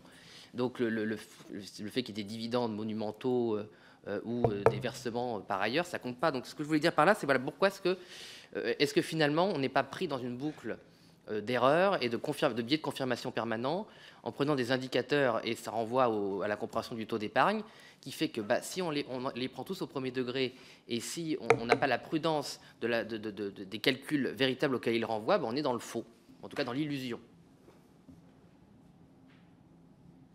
Alors, je ne sais pas si vous avez une réponse qui était en rapport avec l'objet de la commission, mais une question, pardon. Mais parce qu'on est un peu éloigné de l'objet de la commission, Non, il n'est pas si éloigné parce que, en gros, c'est par rapport à vos prévisions. Est-ce que ça permet d'anticiper de facto? Oui. Alors, en tous les cas, je réponds. Parce que c'est une question absolument fondamentale et je comprends la question, mais vu les efforts qu'on déploie pour essayer d'y répondre, je suis un peu déçu, monsieur le député, que vous n'en ayez pas conscience des efforts qu'on déploie. Et donc, on a bien entendu que ce qui compte, c'est le PIB par habitant. Bien entendu, ce qui compte, c'est la consommation par habitant et plus même la consommation par unité de consommation. Parce que si vous avez des ménages qui sont de plus en plus petits, segmentés, et donc on a moins de... le poids du logement va être plus important, etc. On a moins d'économie d'échelle parce qu'on est dans des ménages petits. Il faut aussi en tenir compte. Et donc on a des pouvoirs d'achat, on a publié beaucoup sur le pouvoir d'achat par unité de consommation. Moi j'ai beaucoup dit, y compris dans cette commission, quand le président sous la précédente mandature m'invitait à venir régulièrement devant vous, que le pouvoir d'achat par unité de consommation dans la décennie 2000, il avait stagné. Donc on a bien une évolution du pouvoir d'achat, mais il y a eu une croissance démographique et il y a eu une baisse de la taille des ménages. Et le pouvoir d'achat par unité de consommation, il a stagné et ça se rapproche du ressenti. Et par ailleurs, je fais beaucoup de choses. J'ai décidé depuis 2020 qu'il y avait un billet de bloc de l'INSEE. Il y en a une vingtaine de billets de bloc par an. Ils ne sont pas tous également passionnants, mais franchement, la plupart sont très intéressants. Je vous invite à les lire. J'en ai consacré un moi-même à la mesure du ressenti. J'aurais répondu, du reste, à une sollicitation de la Fondation Jean Jaurès, s'il se trouve.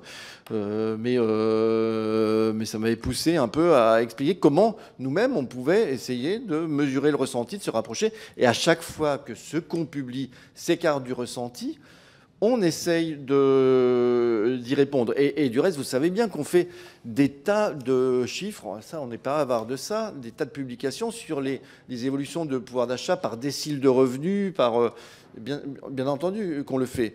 Peut-être qu'on pourrait aller encore plus loin en disant, voilà, cette année, je pense effectivement, et je confirme que je crois que le pouvoir d'achat moyen de l'ensemble de la population a augmenté de 2%.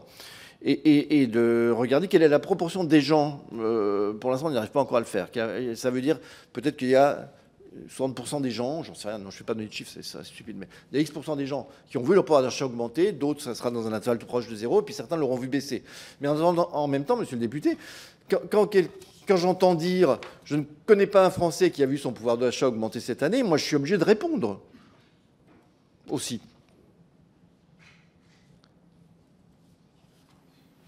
Juste, je voudrais rebondir par rapport à ce que vous disiez. J'ai bien entendu que je ne vous invitais pas assez, d'ailleurs, dans la commission. Ah, vous avez entendu ça, monsieur? Oui, j'ai un peu entendu. J'ai pas voulu que vous m'invitiez ça, non, mais j'ai voulu laisser entendre que j'étais toujours prêt à venir. Mais pourtant, je vous ai déjà invité. D'ailleurs, c'est là-dessus que j'ai... Mais j'ai une question à vous poser, parce que vous dites que ce n'est pas au cœur de la commission. Si, ça l'est, parce que parmi les questions qu'on vous pose depuis tout à l'heure, c'est de savoir si... Alors là, la question, c'était est-ce que...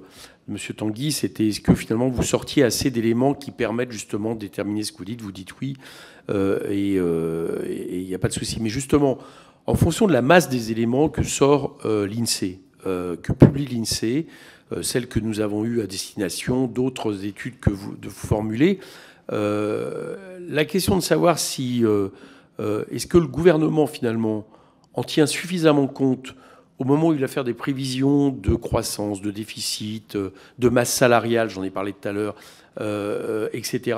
Est-ce que vous avez l'impression que oui, ça fait partie pleinement de notre commission? Parce que toute la question est justement de savoir si tout ça était mieux anticipable ou pas, et si tout ça n'a pas été anticipé en fonction d'une certaine lecture de la situation économique. Or, vous dites vous-même, vous produisez les éléments, j'en ai cité tout à l'heure. Est-ce que vous avez l'impression que là-dessus, il y a quelque chose qui serait justement à améliorer? Monsieur le Président, mais je ne veux pas faire preuve d'un excès de confiance non plus. On publie pas mal de choses, en effet.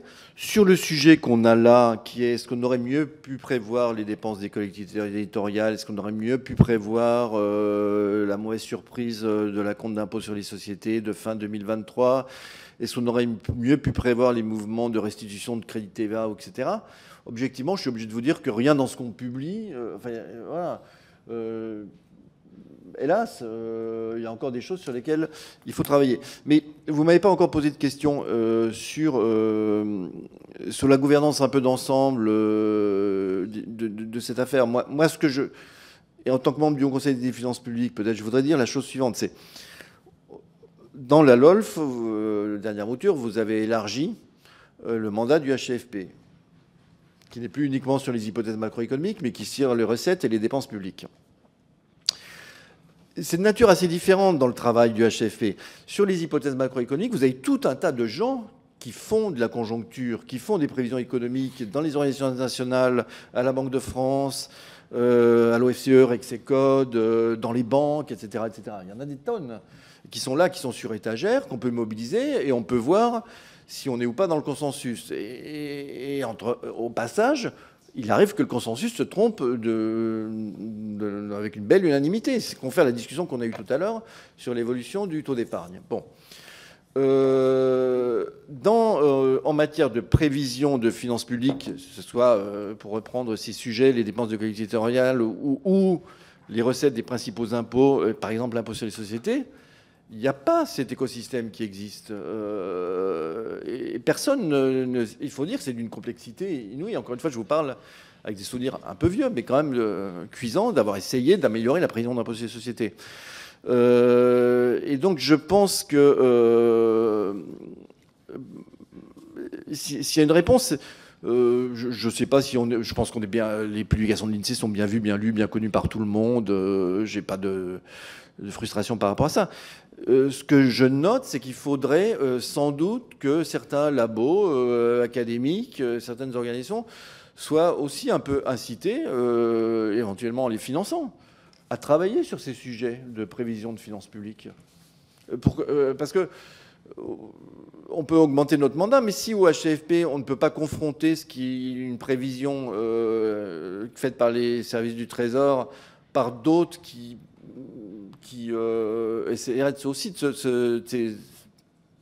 de s'exercer à faire des prévisions notre mandat est un peu vide. Enfin, c'est ça qui se passe aujourd'hui.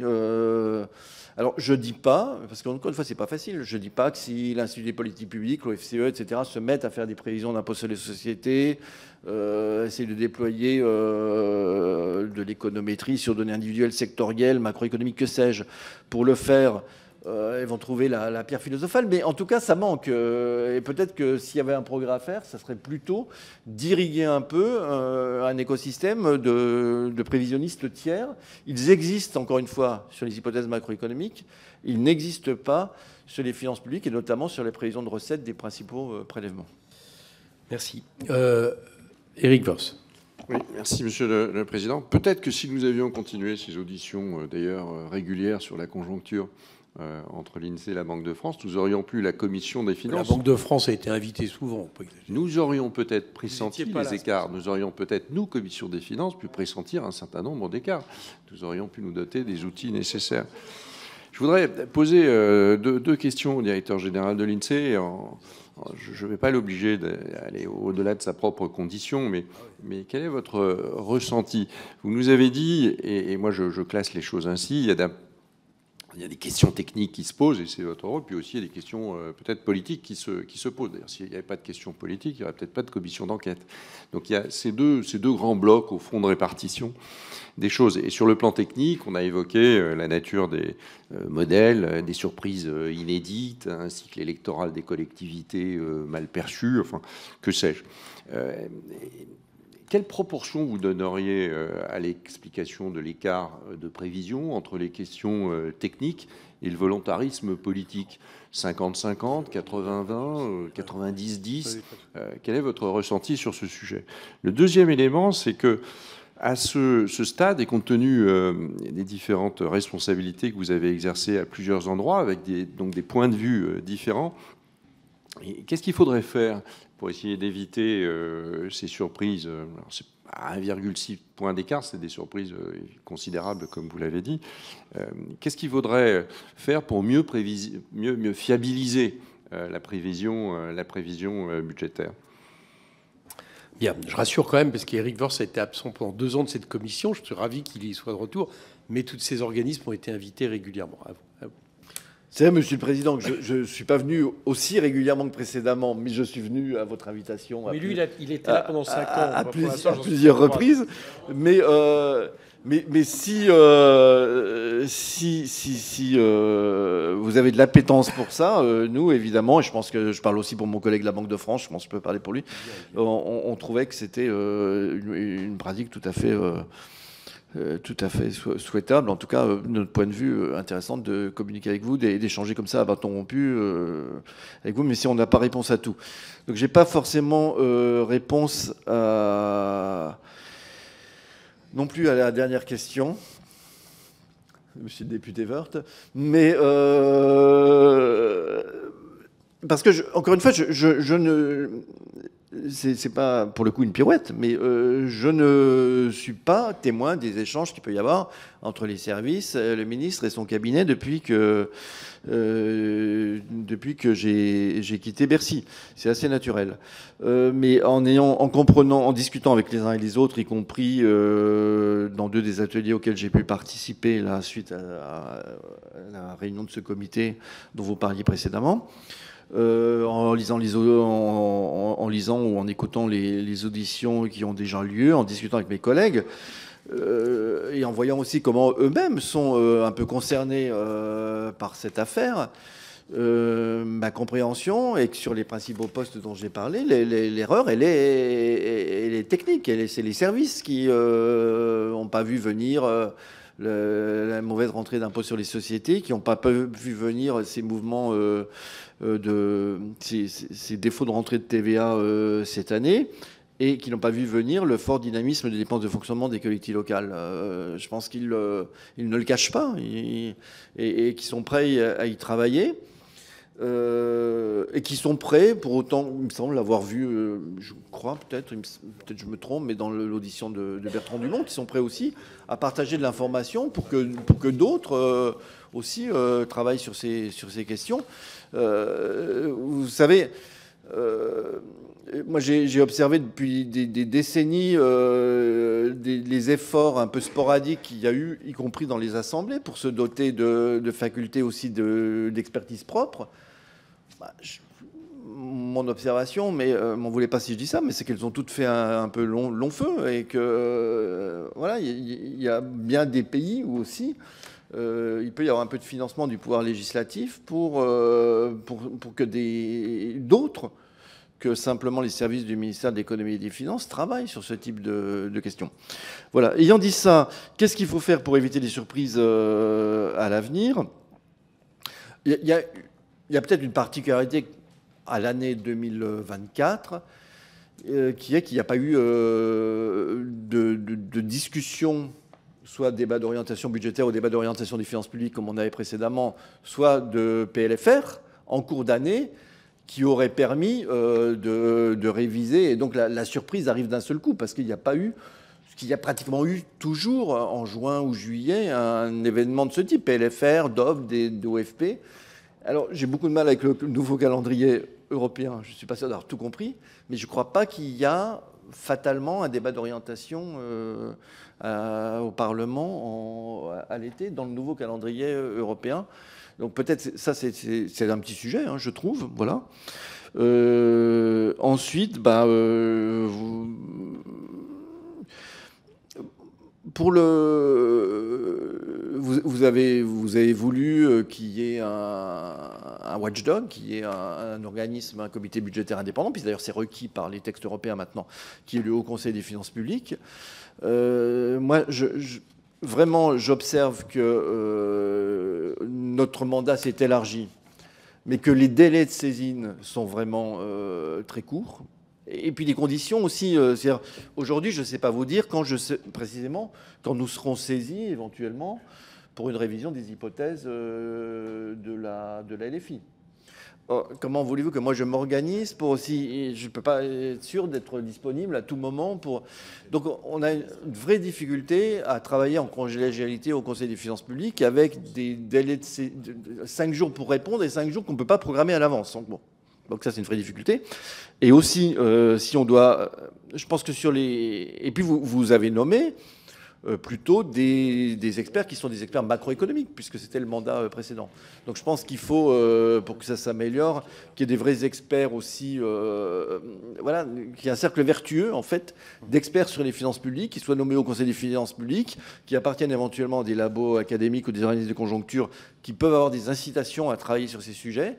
Et ça, même du point de vue de Bercy, je pense que c'est salutaire. C'est pas bon d'être seul et de porter seul la responsabilité quand on se trompe.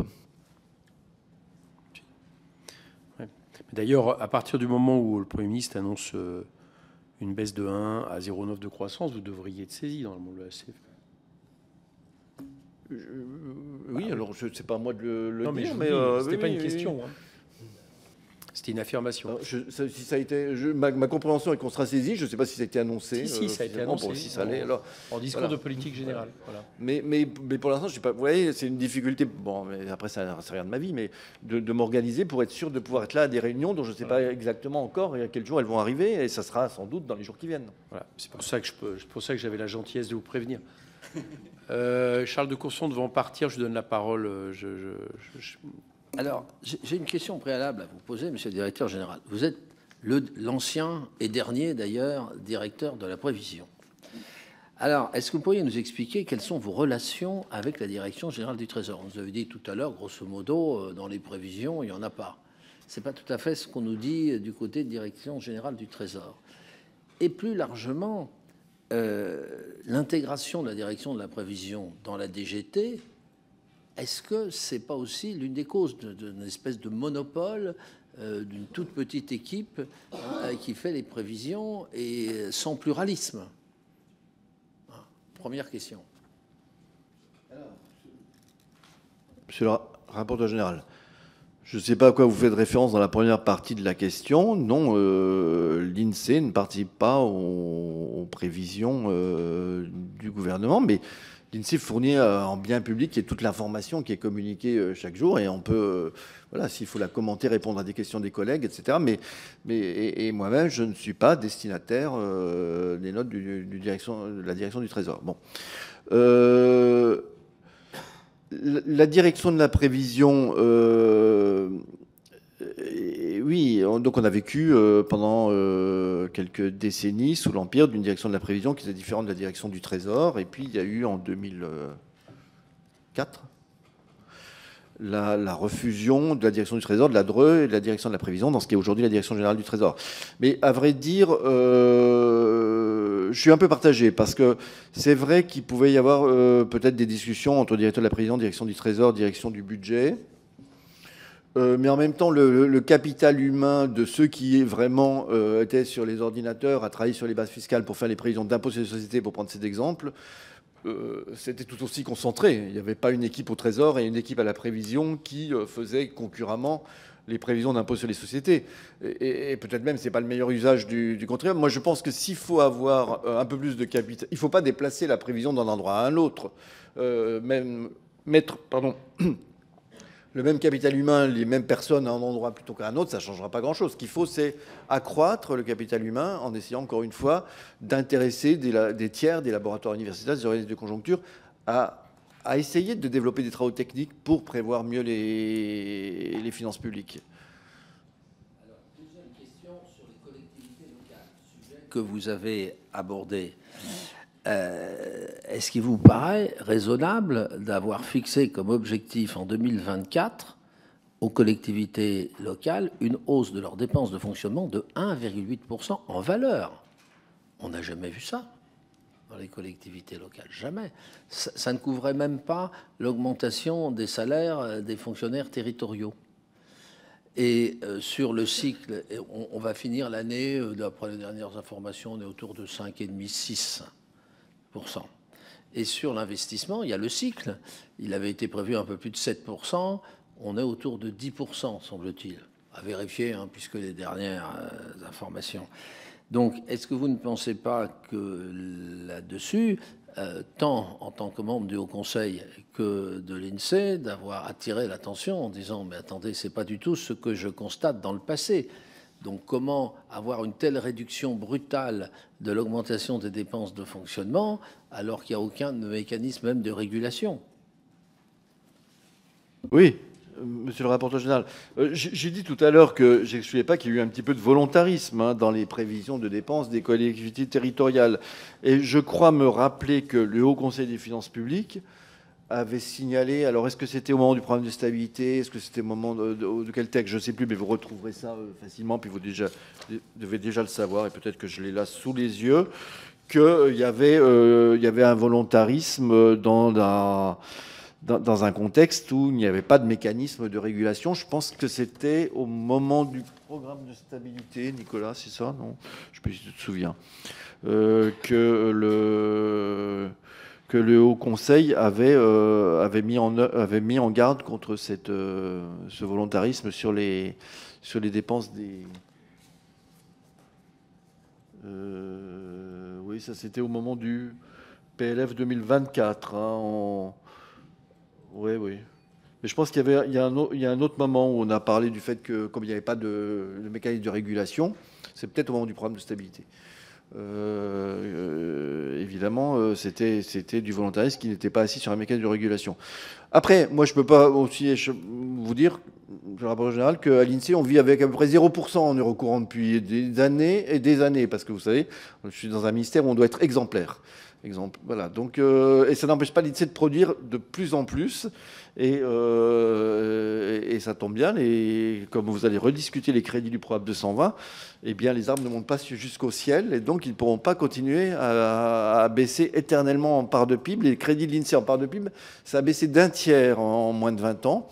Tout le monde ne fait pas ça, mais ça ne peut pas baisser davantage si vous voulez que je puisse continuer à répondre à vos questions. Et merci de m'avoir donné l'occasion de le dire. La différence, monsieur le directeur général, c'est que c'est le Parlement qui fixe votre dotation, alors que ce n'est pas le Parlement qui fixe le montant des dépenses des collectivités territoriales. Voilà. Bon. Bien, sur l'IS, vous avez parlé du fait que la DGT, traditionnellement, calait l'évolution de l'IS sur l'évolution de l'EBE. Mais est-ce que vous, rétroactivement, dans les 10-15 dernières années, vous avez constaté que l'assiette fiscale de l'IS était bien corrélée étroitement à l'EBE? Vous avez cité deux cas, la CMA-CGM, qui n'a rien à voir puisque c'est un système au tonnage, et donc ils versent à peu près 100 millions, qu'ils aient 23 milliards de bénéfices ou qu'ils soient en déficit de 5 milliards. Ils versent toujours, même s'ils sont déficitaires, une centaine de millions, pour faire simple. Et EDF, qui a d'énormes reports déficitaires, donc c'est pas parce qu'ils avaient fait 20-22 milliards de bénéfices que c'est pour ça qu'ils allaient payer de l'IS. Donc est-ce qu'il ne faudrait pas avoir une autre méthode qui est pour toutes ces grandes entreprises d'avoir un système d'échantillonnage ou de faire exhaustivement sur 30-40 des grandes entreprises et puis le reste, d'avoir une estimation statistique? Est-ce qu'il ne faut pas complètement changer de méthode? Monsieur le rapporteur général, c'est une piste. Moi, je suis un peu loin des interactions avec les directeurs financiers, les directeurs fiscaux des grandes sociétés pour vous répondre.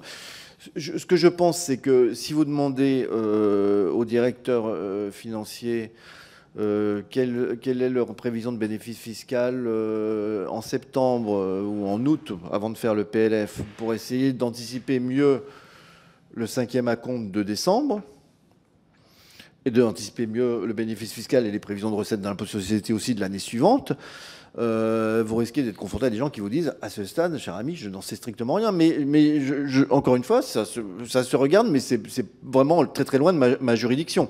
Directement concerné, puisque toutes les entreprises cotées doivent publier des résultats prévisionnels trimestriels. Donc, ils annoncent que les bénéfices sont à la hausse de l'ordre de 10% ou à la baisse, etc. Donc, si vous voulez, ça pourrait être de très précieux éléments au regard de l'IS, sachant que beaucoup de ces grandes entreprises, en plus, ne payent de l'IS pas qu'en France. Bon, donc c'est un peu plus compliqué, mais d'avoir un échantillonnage des grandes entreprises pour savoir un peu où est-ce qu'on va, de ne pas se retrouver avec des écarts aussi énormes. Ça se regarde, ça se teste. Je ne suis pas 100% confiant sur le fait que ça peut rendre quelque chose. En tout cas, moi, je n'ai pas les moyens de regarder les comptes trimestriels de toutes les entreprises. À l'INSEE, ça, c'est impossible. Et puis, j'insiste, monsieur le rapporteur général, sur le fait que les comptes trimestriels dont on vous parlait, qui sont publiés, ce sont des comptes consolidés. Pour les groupes au niveau international, ce n'est pas les comptes qui sont sur le territoire national, ce qu'on retrouvera dans l'IAS fiscal sur l'année. Il n'y a rien de tel. Et ça c'est quelque chose d'absolument majeur dont il faut tenir compte.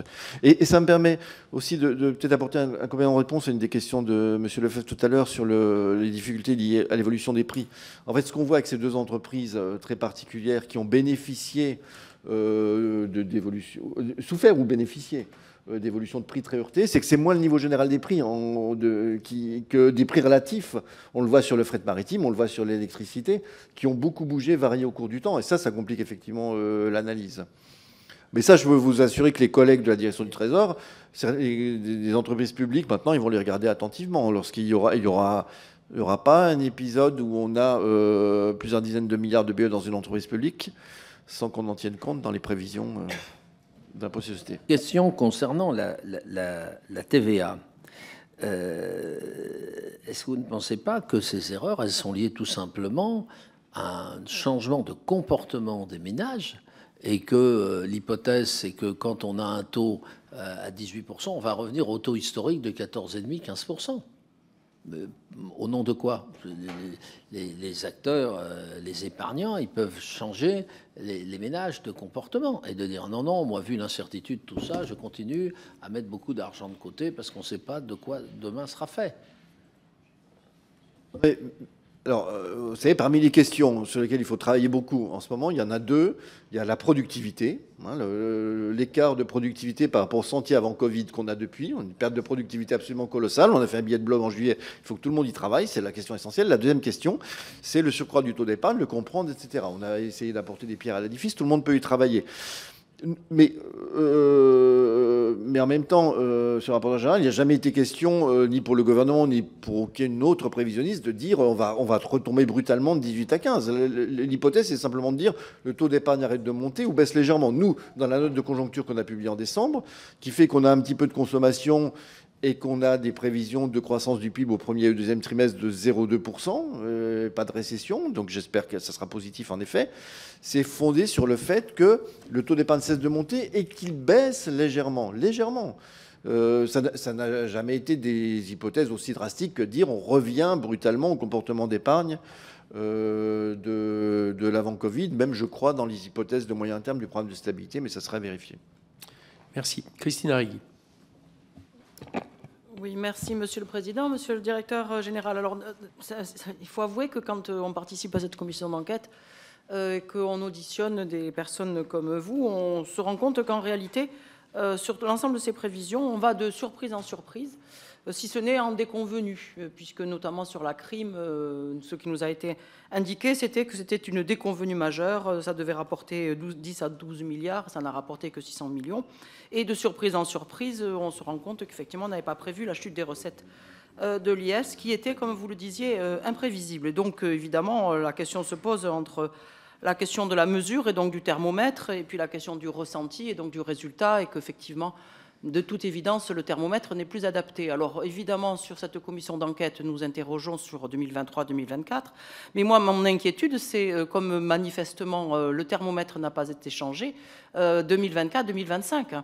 Et dans le contexte actuel, et évidemment, des décisions qui sont en train d'être prises par le gouvernement à partir du PLF qui était resté au Sénat, on peut s'inquiéter sur, évidemment, l'ampleur du déficit et la mesure de ce déficit et des prévisions que pour 2025 aura le gouvernement. Donc, est-ce que vous, de votre point de vue, première question, les mesures pour éviter la surprise, une nouvelle, ont été prises pour 2025? Première question. Ma deuxième question, c'est que j'arrive difficilement à comprendre comment, alors même que les acomptes d'IS peuvent être modulés, des entreprises, et là je reprends, j'avais cette idée-là, mais d'autres l'ont eu, tant mieux, qu'on ne puisse pas corroborer les prévisions macro avec un échantillonnage sur les 10, 50 ou 100 plus grandes entreprises, parce que les entreprises, quand elles enregistrent une baisse de leur chiffre d'affaires, et ça, elles l'ont par la TVA mensuellement,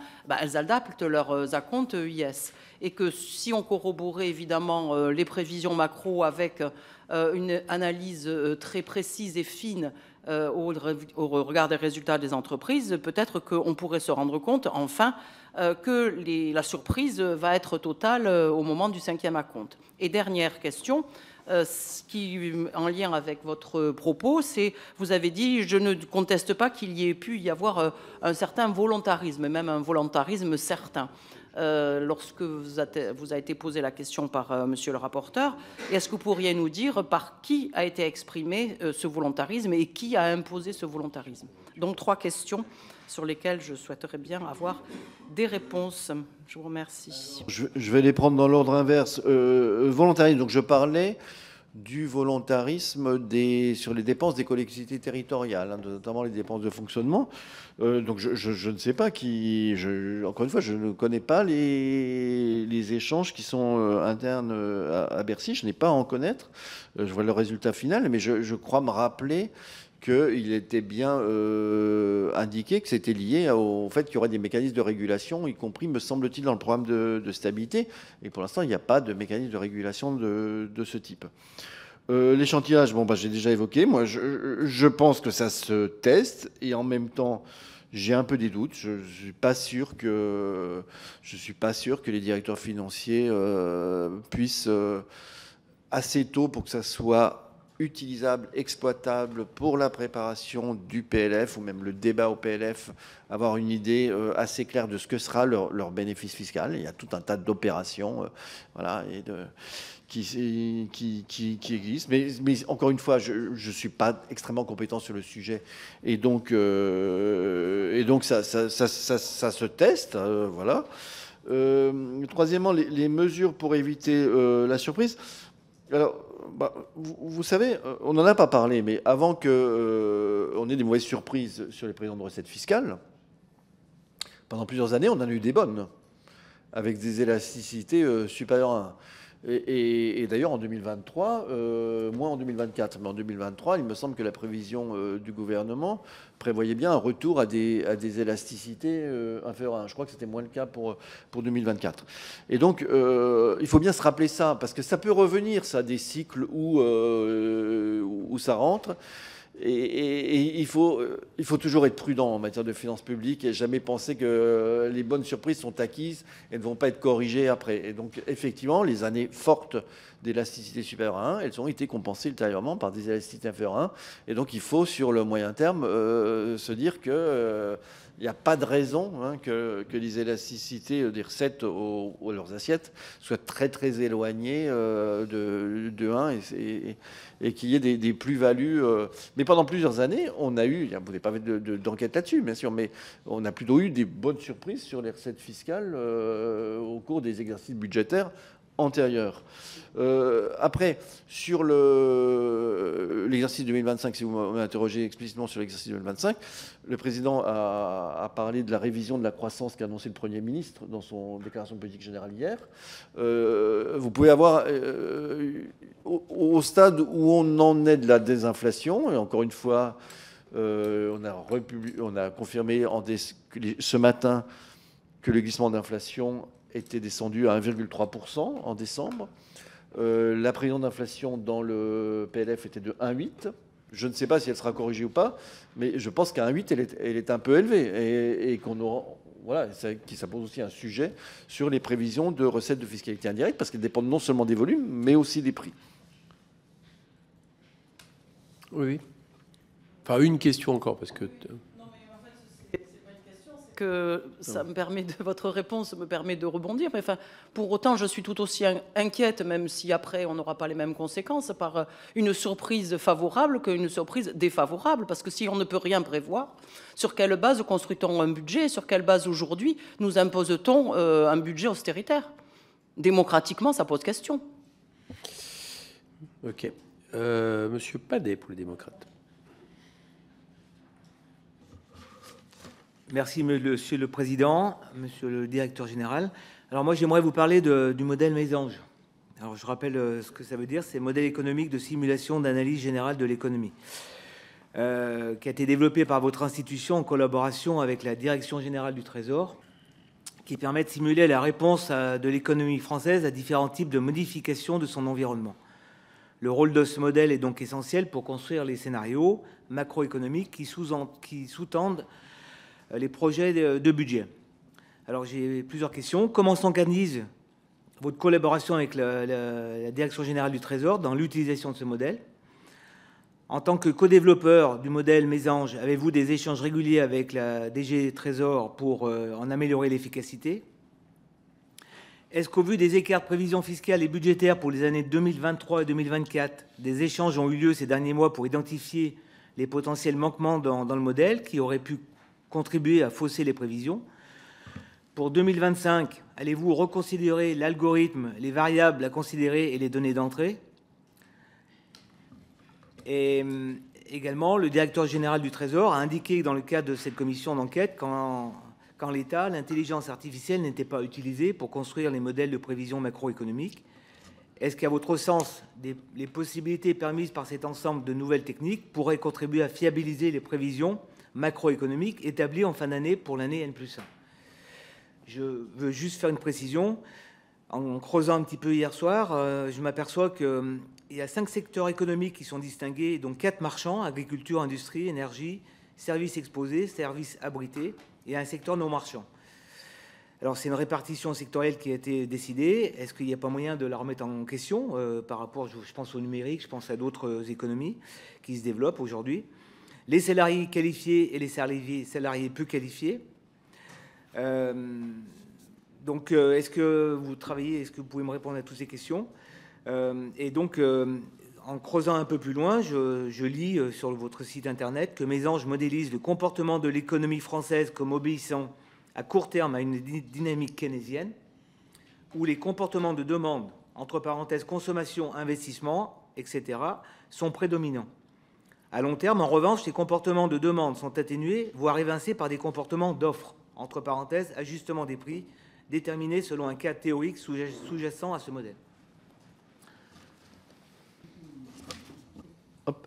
Merci. Alors, oui, Mésange est effectivement un modèle qu'on appelle néo-keynésien, c'est-à-dire c'est la demande qui est la plus importante à court terme et c'est l'offre, productivité, offre de travail, qui détermine la croissance potentielle à moyen long terme. Ça fonctionne comme ça.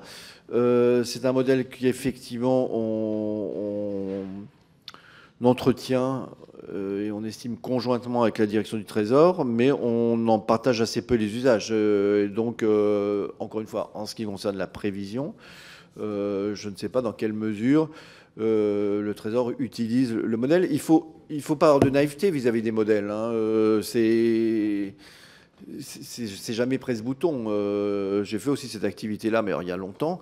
C'est pas presse-bouton. On peut pas se dire on a un modèle, on appuie, on va prendre une bière et quand on revient, la prévision est faite. Hein. Ça marche pas du tout comme ça.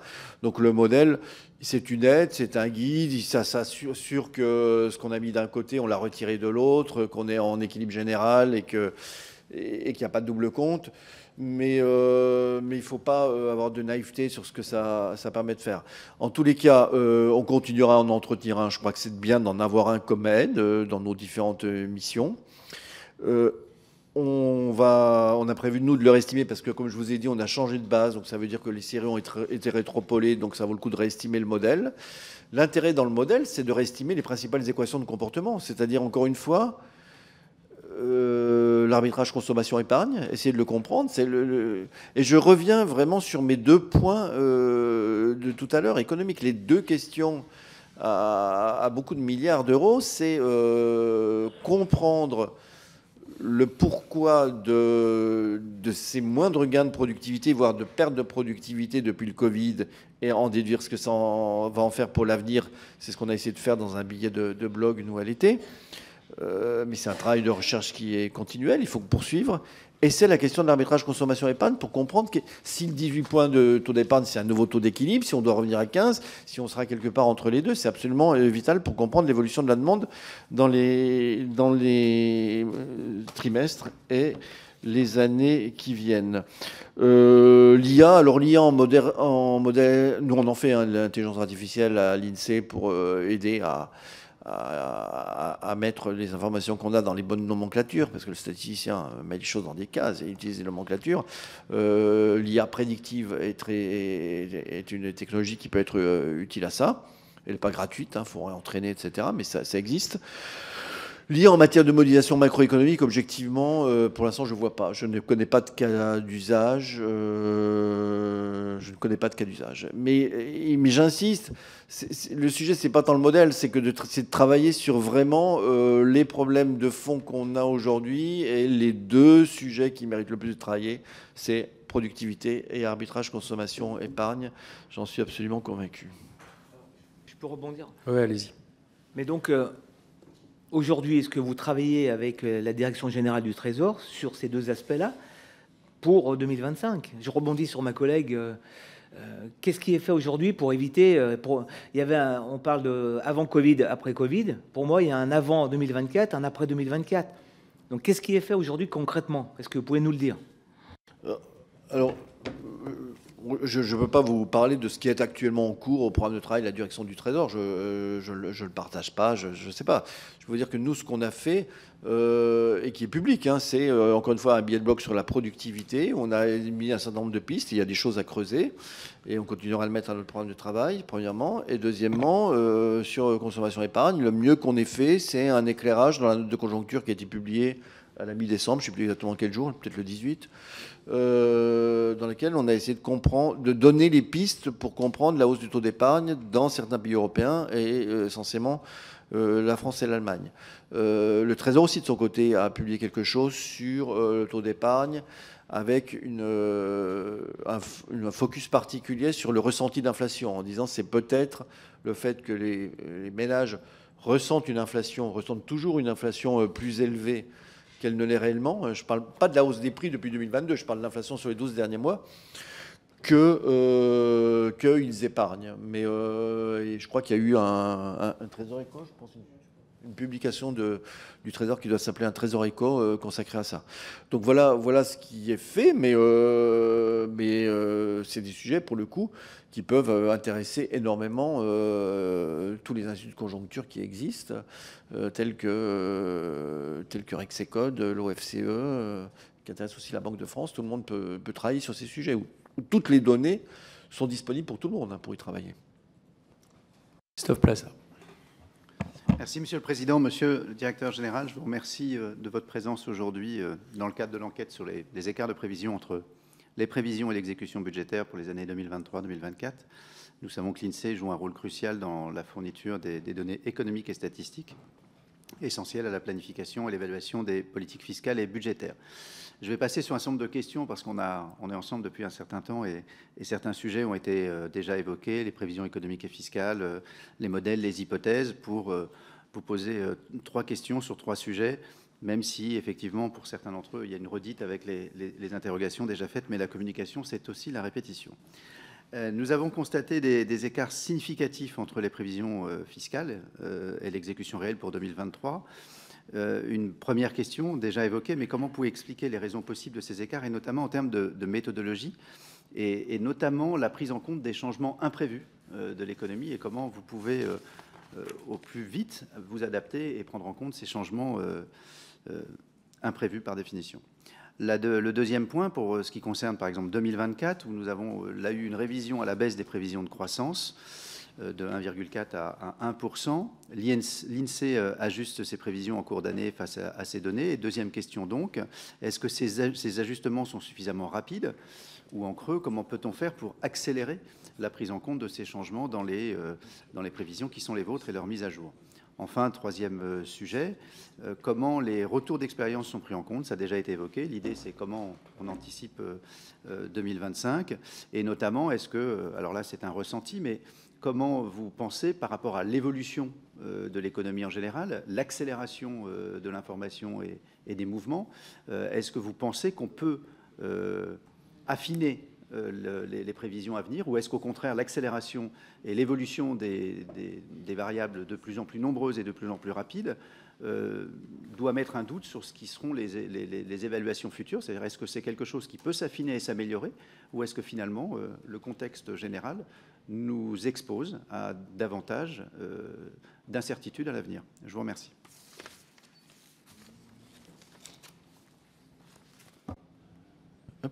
Merci beaucoup. Alors, je vais peut-être insister sur les deux questions qui sont d'ailleurs liées, deuxième et troisième, plutôt que la première. La première, je pense avoir déjà largement évoqué le sujet. Alors, pour ce qui concerne la rapidité, bon, un 4 à 1, vous avouerez que sur la moyenne annuelle 2024, l'erreur de prévision est relativement faible. Hein. Faut pas s'imaginer qu'on ne saura jamais prévoir au dixième de point de PIB près, et que le sujet sur 2024, on l'a dit, hein, c'est plus la composition de la croissance. C'est avec beaucoup de dépenses publiques, des exportations, beaucoup moins de consommation qu'attendu, et ça a des conséquences sur les différents impôts, que l'ensemble de la croissance, l'agrégat de la croissance elle-même. Nous, au stade où on en est, notre réflexion à l'INSEE, on a défini notre rythme de publication des notes de conjoncture, qui n'est plus pas complètement le sujet, parce qu'à l'INSEE, les notes de conjoncture, elles ont une portée de 3 mois, 6 mois, parce que j'ai oublié de le dire, on n'utilise pas beaucoup le modèle, hein, on utilise surtout les enquêtes de conjoncture des entreprises et des ménages. C'est ça qu'on utilise pour faire des prévisions à 3 mois, 6 mois, parce que on a remarqué historiquement, hein, que ce que disent les entreprises dans le climat de confiance qu'on publie chaque mois, leurs anticipations sur la demande, l'emploi, etc., ça a une valeur informationnelle à horizon de 3 mois, 6 mois et pas au-delà. Donc on fait ces notes de conjoncture à horizon de 3 mois, 6 mois. La dernière note, elle portait sur premier et deuxième trimestre de l'année 2025. Et donc 4 notes de conjoncture et 2 petits points intercalaires pour essayer de mettre à jour, mais 6 dans l'année. Franchement, on ne fera pas plus, sauf en cas de choc absolument majeur. En cas de choc absolument majeur, comme on l'a fait en mars 2020, ben dans ce coup, on a complètement changé de technologie. On a réussi à avoir accès aux données de transactions en carte bleue, ce qui m'a permis de dire, dès le 26 mars 2020, on est sans doute à 30 ou 35% de consommation de moins dans le premier confinement qu'on ne le serait normalement. Et alors là, c'est un choc majeur, on change complètement de technologie et c'est autre chose. Et on utilise toutes les sources possibles, y compris des données. Et si on a besoin d'avoir accès à des données, on demandera aux législateurs. Donc voilà. Encore une fois, je dis ça parce que ces dernières années, on a vu qu'on avait des chocs qui étaient vraiment extérieurs à l'économie et il fallait s'adapter à ça. Donc je ne sais pas, il ne faut pas insulter l'avenir, je ne sais pas ce que sera demain. Voilà ce que je peux dire, je crois, en réponse à ces questions sur le rythme d'ajustement, le rythme de prévision. Je ne pense pas pouvoir vous en dire beaucoup plus à ce stade. Madame Maréboy. Oui, merci Monsieur le Président. Monsieur le Président, vous nous avez reparlé encore des collectivités en disant que vous n'aviez pas vu le dérapage des budgets de fonctionnement des collectivités. Malgré tout, on le sait très bien, les collectivités subissent des demandes importantes, comme il a été voté l'augmentation du point d'indice, il y a eu du RIF7, il y a eu la prise en charge de la prévoyance. Pour les départements, ils ont vu leur budget d'aide sociale flamber. Tout ça, vous n'avez pas pu l'envisager et vous n'avez pas modélisé dans vos pronostics, dans dans vos calculs, puisque on nous parle depuis le début de toute cette enquête de la responsabilité des collectivités, ce qui est quand même difficilement entendable.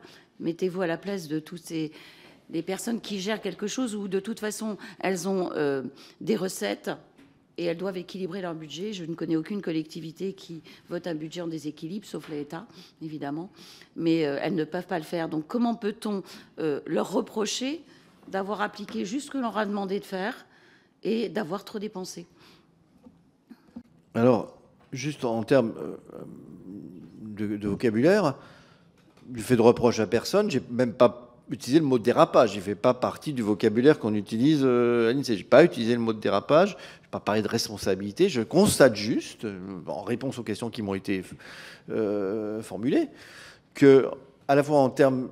Et je ne fais pas les prévisions, c'est pas moi, encore une fois, c'est pas moi qui fais les prévisions de dépenses des collectivités locales. Je constate juste que ce qu'on a dans les comptes aujourd'hui pour les 3 trimestres sur lesquels on a déjà publié, est-ce qu'on risque d'avoir, on verra bien le 27 mars, en compte annuel, c'est à la fois en termes d'écart à ce qui était prévu, mais aussi parce qu'une partie de ce qui était prévu était un peu volontariste, on en a déjà parlé, et même en évolution des dépenses de fonctionnement en euros constants, en comparant un rythme historique, quelque chose de très, très élevé.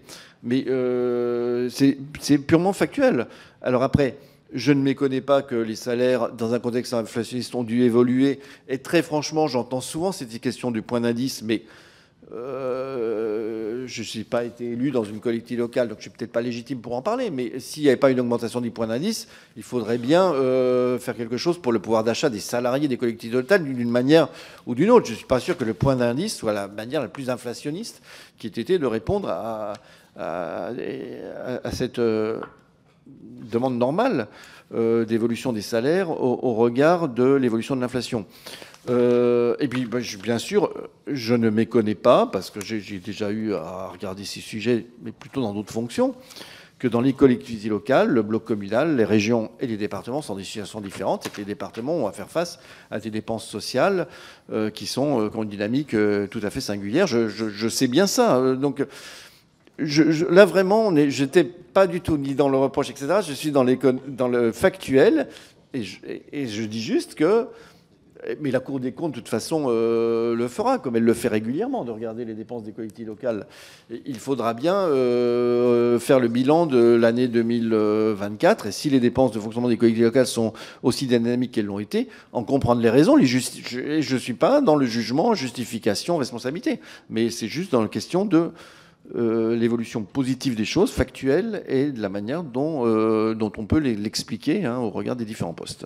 Mais il y a un contexte inflationniste qui existe, bien sûr. Mais vous savez, le contexte inflationniste, il existe aussi pour les directeurs de programmes budgétaires de l'État. Et leurs dépenses de fonctionnement, elles n'ont pas du tout la même allure. Mais bon, je ne reparle pas à nouveau de mon budget, ça va, j'ai déjà fait mon couplet. Est-ce qu'il y a des questions supplémentaires de collègues qui n'ont pas posé de questions? Non. Est-ce que les rapporteurs veulent poser des questions supplémentaires? Bien sûr. Permettez, parce que j'ai regardé la note de bloc dont je n'avais pas connaissance, monsieur le directeur général, sur la productivité. Est-ce que vous estimez que la perte de 5,5 par rapport à ce qu'aurait été la productivité si elle avait cru dans les proportions connues précédemment a pu en avoir un impact significatif sur les recettes? Est-ce que vous arrivez à le matérialiser? Bien entendu. Alors vous connaissez aussi bien que moi, voire mieux que moi, le taux de prélèvement obligatoire et que globalement, en gros, on a parlé assez de l'élasticité et la des hauts et la des bas, mais sur moyenne période, elle est quand même pas très loin de 1. Donc 5,5 points de PIB d'activité en moins, c'est, je sais pas, entre 2,5 et 2,5 points de PIB de recettes publiques en moins. Sur la période, oui, bien sûr. Si on avait eu la même productivité, toutes choses égales d'ailleurs, mais après, c'est de l'économie fiction, évidemment. Mais parce que dans ces pertes de productivité, si vous lisez bien le papier de blog, il y en a qui sont justifiées, bien expliquées par le développement de l'apprentissage, par des choses comme ça. Donc, on ne peut pas refaire complètement l'histoire. Mais bien entendu que l'évolution de la croissance potentielle et l'évolution de la... J'entends parfois qu'on critique le PIB, et vous savez qu'on a fait des choses pour compléter le PIB. Avec le PIB, la comptabilité nationale a augmenté, et on est très conscient de ça. Mais aussi longtemps qu'on s'intéresse, d'une part, aux recettes publiques, d'autre part, au partage du revenu dans le pays, il faudra bien s'intéresser à l'évolution du PIB. Et bien entendu que 5,5% de productivité en moins, c'est 5,5% de PIB en moins, avec autant d'incidence sur les recettes publiques et la capacité à financer le modèle social et public. Éric Ciotti? Non? Ok. Merci, Monsieur Tavernier. Et je vous réinviterai prochainement. Merci, Monsieur le Président. Au revoir.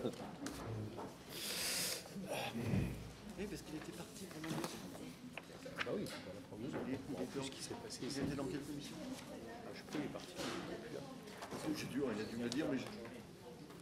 Au revoir, député.